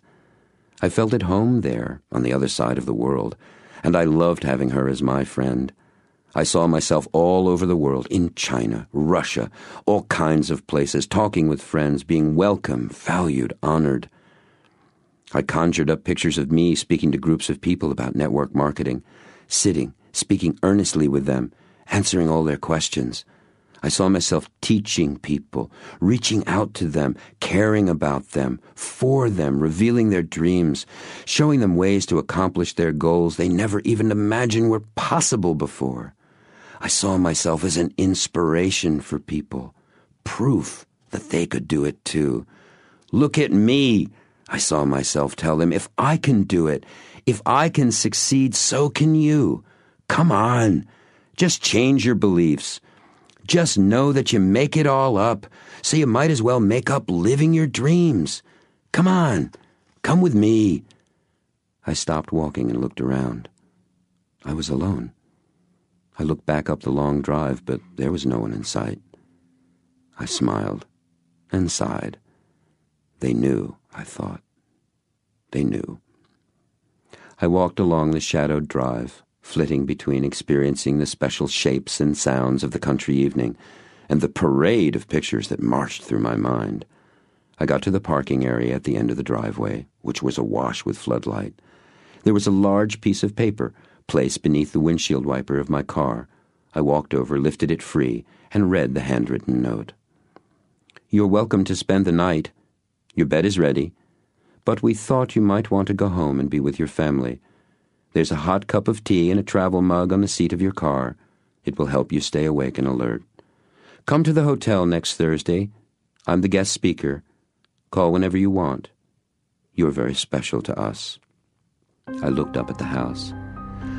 I placed my hands on my thighs and bowed slightly as I'd seen Kazuko do, and said out loud, Thank you, both, all, more than I can ever say.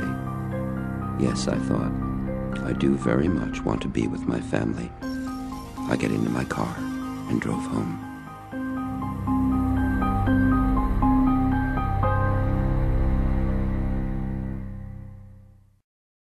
Chapter 15.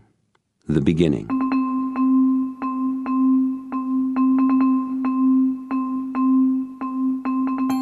It's been quite the week, I thought as I drove to the hotel that Thursday after work. If someone would have told me beforehand that the events that happened to me were going to happen, I would never have believed them. But then I was beginning to believe anything was possible. What the mind can believe, you can achieve. Who was that? Clement Stone, Napoleon Hill, me? One thing was for certain. I was convinced that all you really need to do was begin to believe, and accomplishment after accomplishment would follow. By the time I had returned home from the Greatest Networkers late Saturday night, I'd begun to balance every scale in my mind in my favor forever. The kids were asleep when I got in, but Kathy was up, and we stayed awake till dawn talking about my weekend, about my old beliefs and new beliefs, about what she believed and wanted to replace her old habits with. We hadn't done anything remotely like that since we were dating.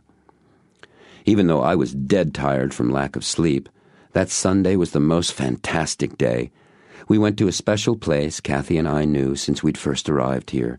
We hiked back up through the woods with the kids running around, then being carried, then running up and back the trail again. There was a pond we'd discovered long ago, and we all went swimming, splashing about, throwing the kids up in the air. I cannot remember feeling so free, so relaxed, so at home with myself and my family. We all went to that Italian restaurant where the Greatest Networker had taken me for dinner that night. The valet remembered me. The maitre d' recognized me and said how it was nice to see me again. Kathy looked at me and raised her eyebrows. I loved it. Oh, and this you won't believe.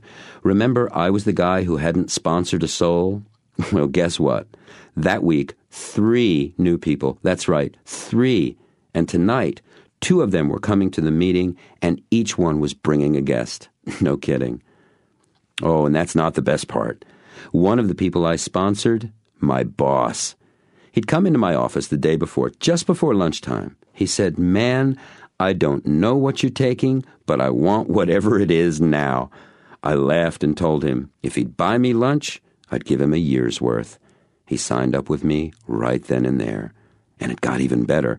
My boss said he'd been interested in network marketing for a number of years, but he'd heard some conflicting opinions about it, and he'd never really understood it before I explained it. He told me he'd been a teacher right out of college, but the money wasn't any good, and what he really wanted to teach people was about how to succeed in life. "Network marketing sounds perfect," he said to me. "How do I start?" Amazing. Everything was amazing. The truth is, my life had changed 180 degrees in just 5 days. I pulled my car up to the front entrance of the hotel. Chris, the doorman I had met the week before, came out and opened the car door before I'd turned the engine off. I said hello to him and asked if he'd be willing to park my car behind that gray pickup truck, and he said he'd be glad to. I asked him if he was really serious about what he said about going to Japan, and he said he was. So I asked if we could have lunch or dinner together and talk about that sometime. He said he'd love that, and we shook hands. I walked into the hotel room, looking for my new people and their guests. There they were, early, with 2 more people than I'd expected. I became so engrossed in talking with them and asking them questions that I didn't notice the man standing beside me, until, at a break in a conversation, I heard a familiar voice say, "Pardon me, I just wanted to say how great you looked." I reached out my hand, but he brushed it aside and gave me a big hug, and held me away a little and looked at me. "You really look fantastic," he said. "How are you?" "I'm even better than I look," I said, and there was more than a hint of sheer glee in my voice.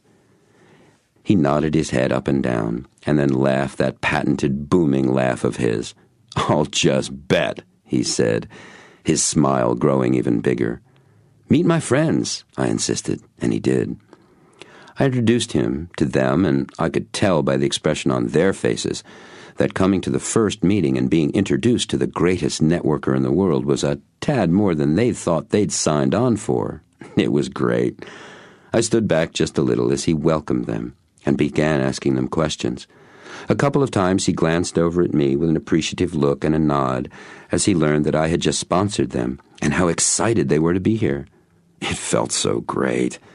He turned to me and put one hand on my shoulder.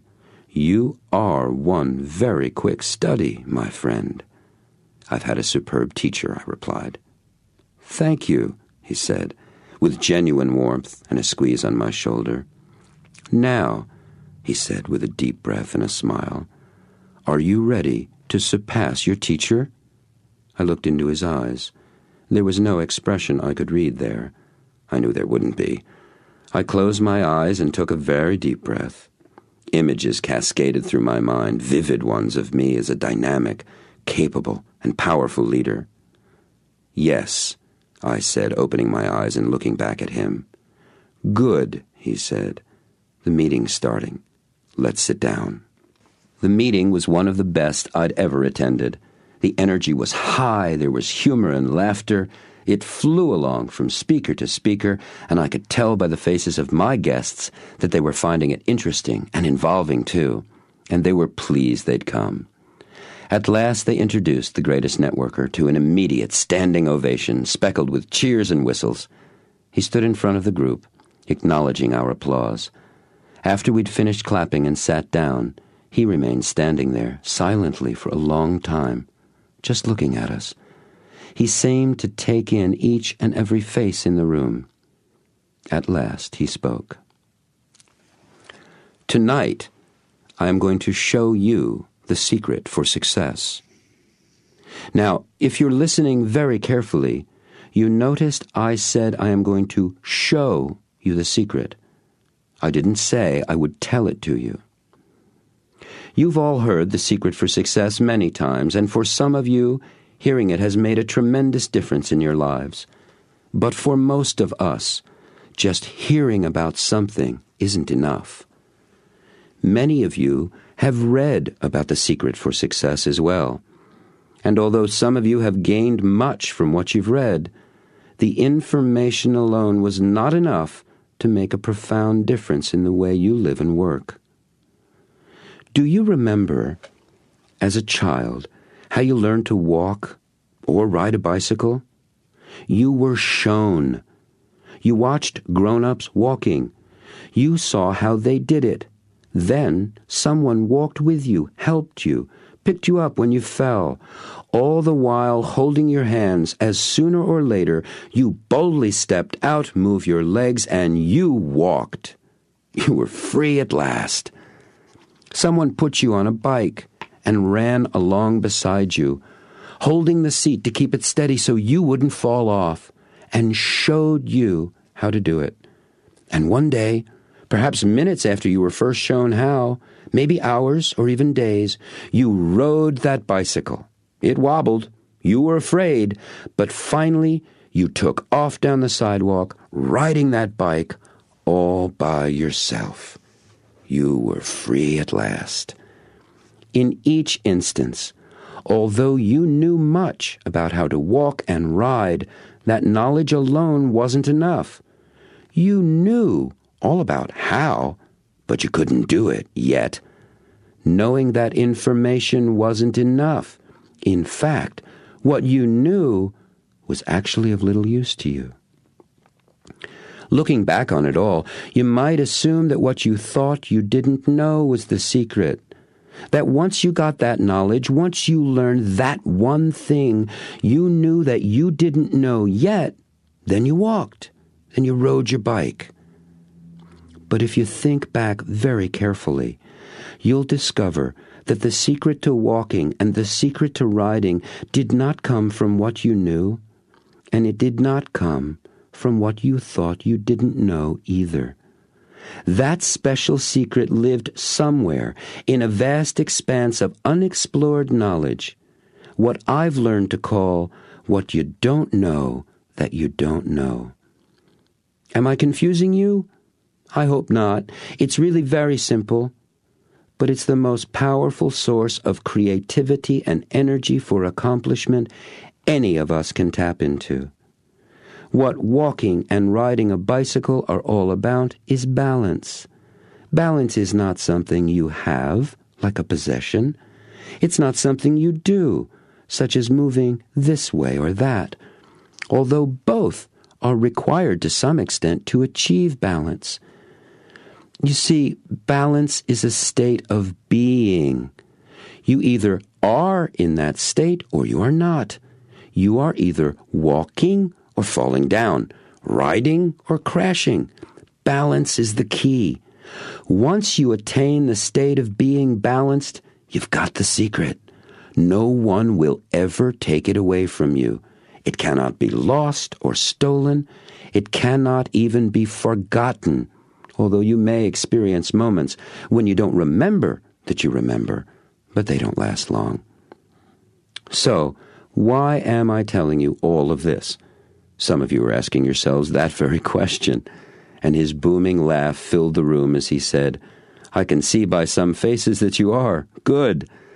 I'm telling you this about being shown, about what you don't know that you don't know, about balance, because success, having success and doing successful things is exactly like acquiring balance. It is a state of being. You are either being successful or you are not. There is no in-between. It's a passing or failing grade, black or white, no gray like being pregnant. So are you successful, yes or no? Are you?" He paused, and again seemed to look at every one of us.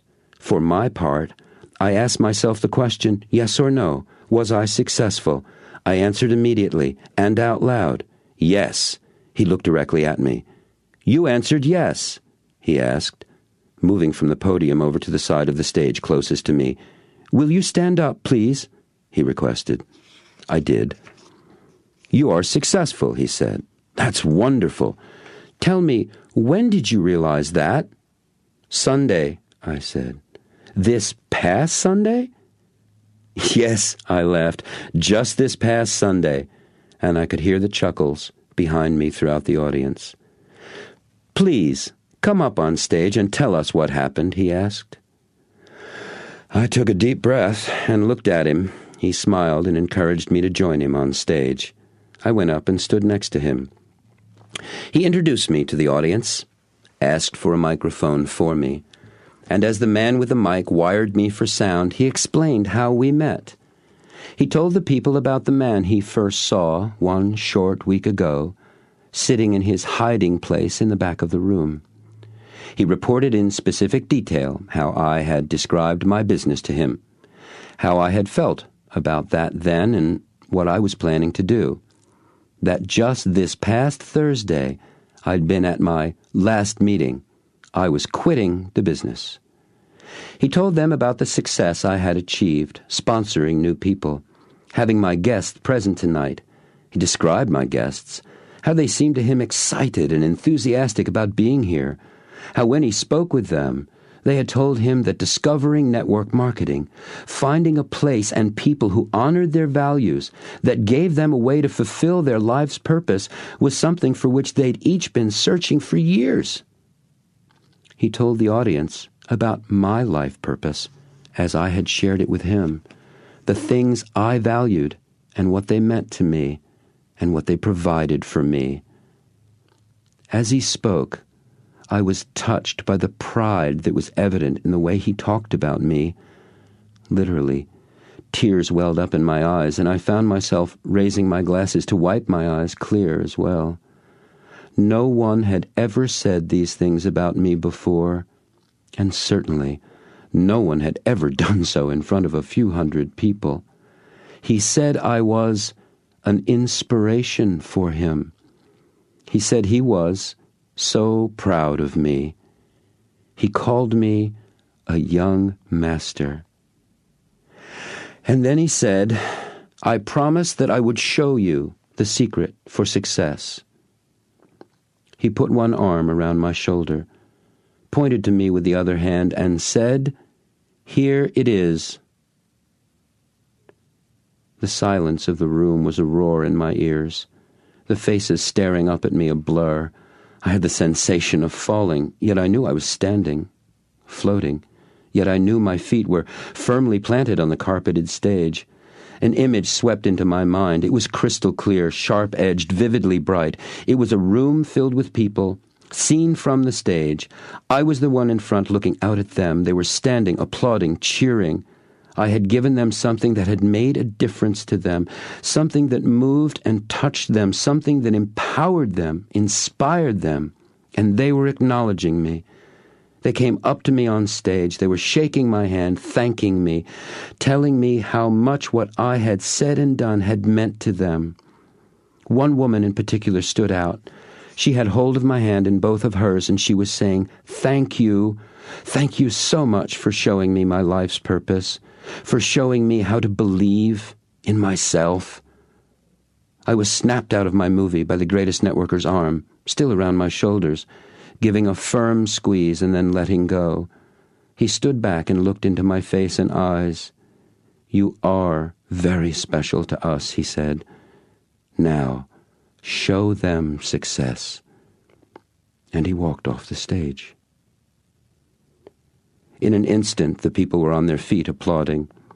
There were cheers and people shouting my name. I was in shock. I remember spreading my arms slightly and thanking them, smiling and saying, Thank you so much. As I looked over the standing crowd, the room filled with their enthusiastic applause, I saw him at the back of the room beside the door. Our eyes met. He smiled. And above all the cheers and clapping, I heard his booming laugh. He raised his hand, waved to me, and walked out the door. Amazing.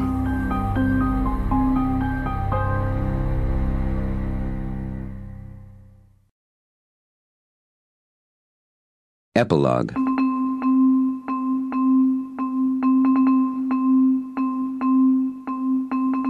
If I were you, I think I'd want to know how it all turned out for me. It did turn out, I mean. And as amazing as it seems, at least it seems that way to me, it's all pretty much the way you'd expect.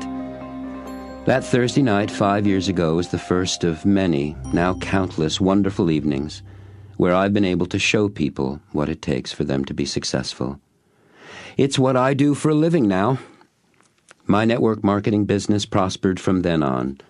I've gone on to build an international organization. I'm working on my third book. The first two are industry bestsellers. And although a precise count is nigh on impossible to calculate, if I haven't already, I'm certainly well on the way to making a good-sized difference in the lives of millions of people. It is a blessing. I am a very lucky man.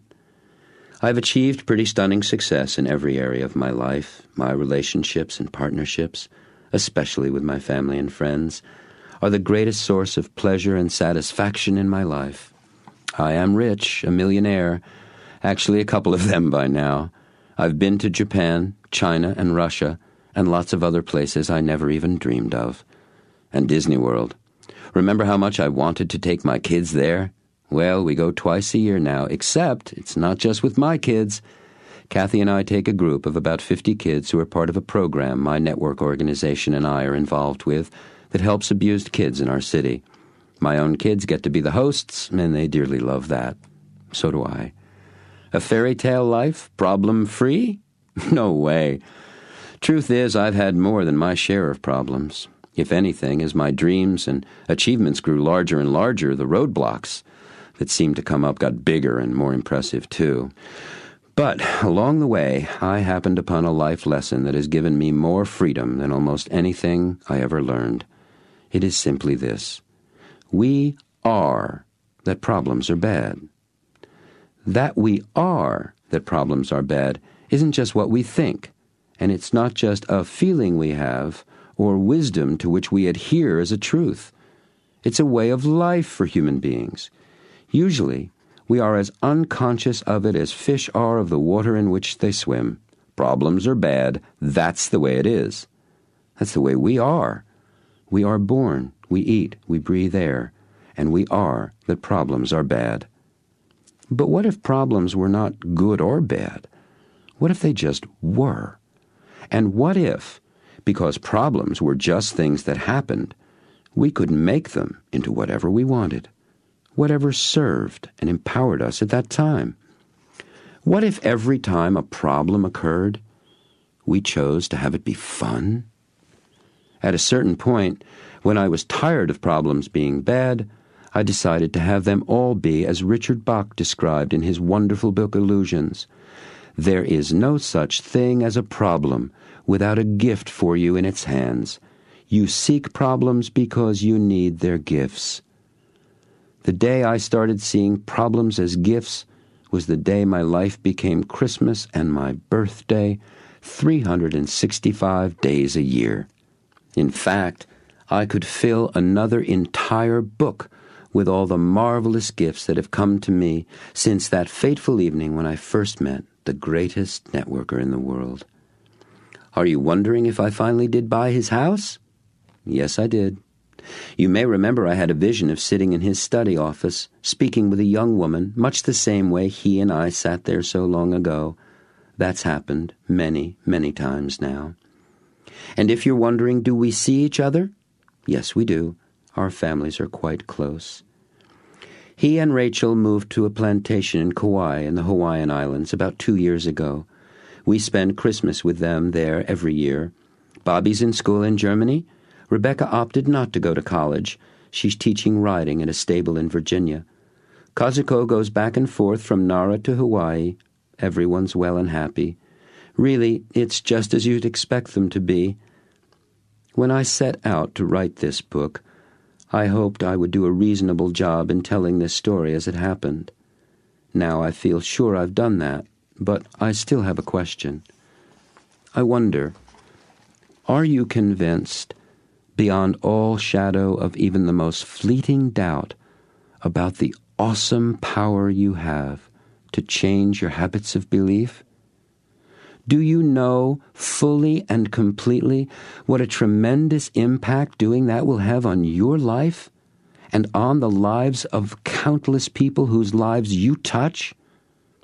I hope with all my heart and mind that your answer is yes, now or soon, that you got it, that you understand the phenomenal creative power and freedom you have to live any way you choose to believe is possible. I know you don't have the greatest networker to hang out with. That's okay. You've got this book. And what's more, you've got all the other wonderful books and tapes and marvelous men and women who are masters of this secret for success. And truly, they are everywhere. And their lives are devoted to giving the secret away. There are mentors lurking everywhere, just waiting to serve you. All you have to do is go on record as being ready. They'll show up immediately. When the student is ready, mine show up all the time now.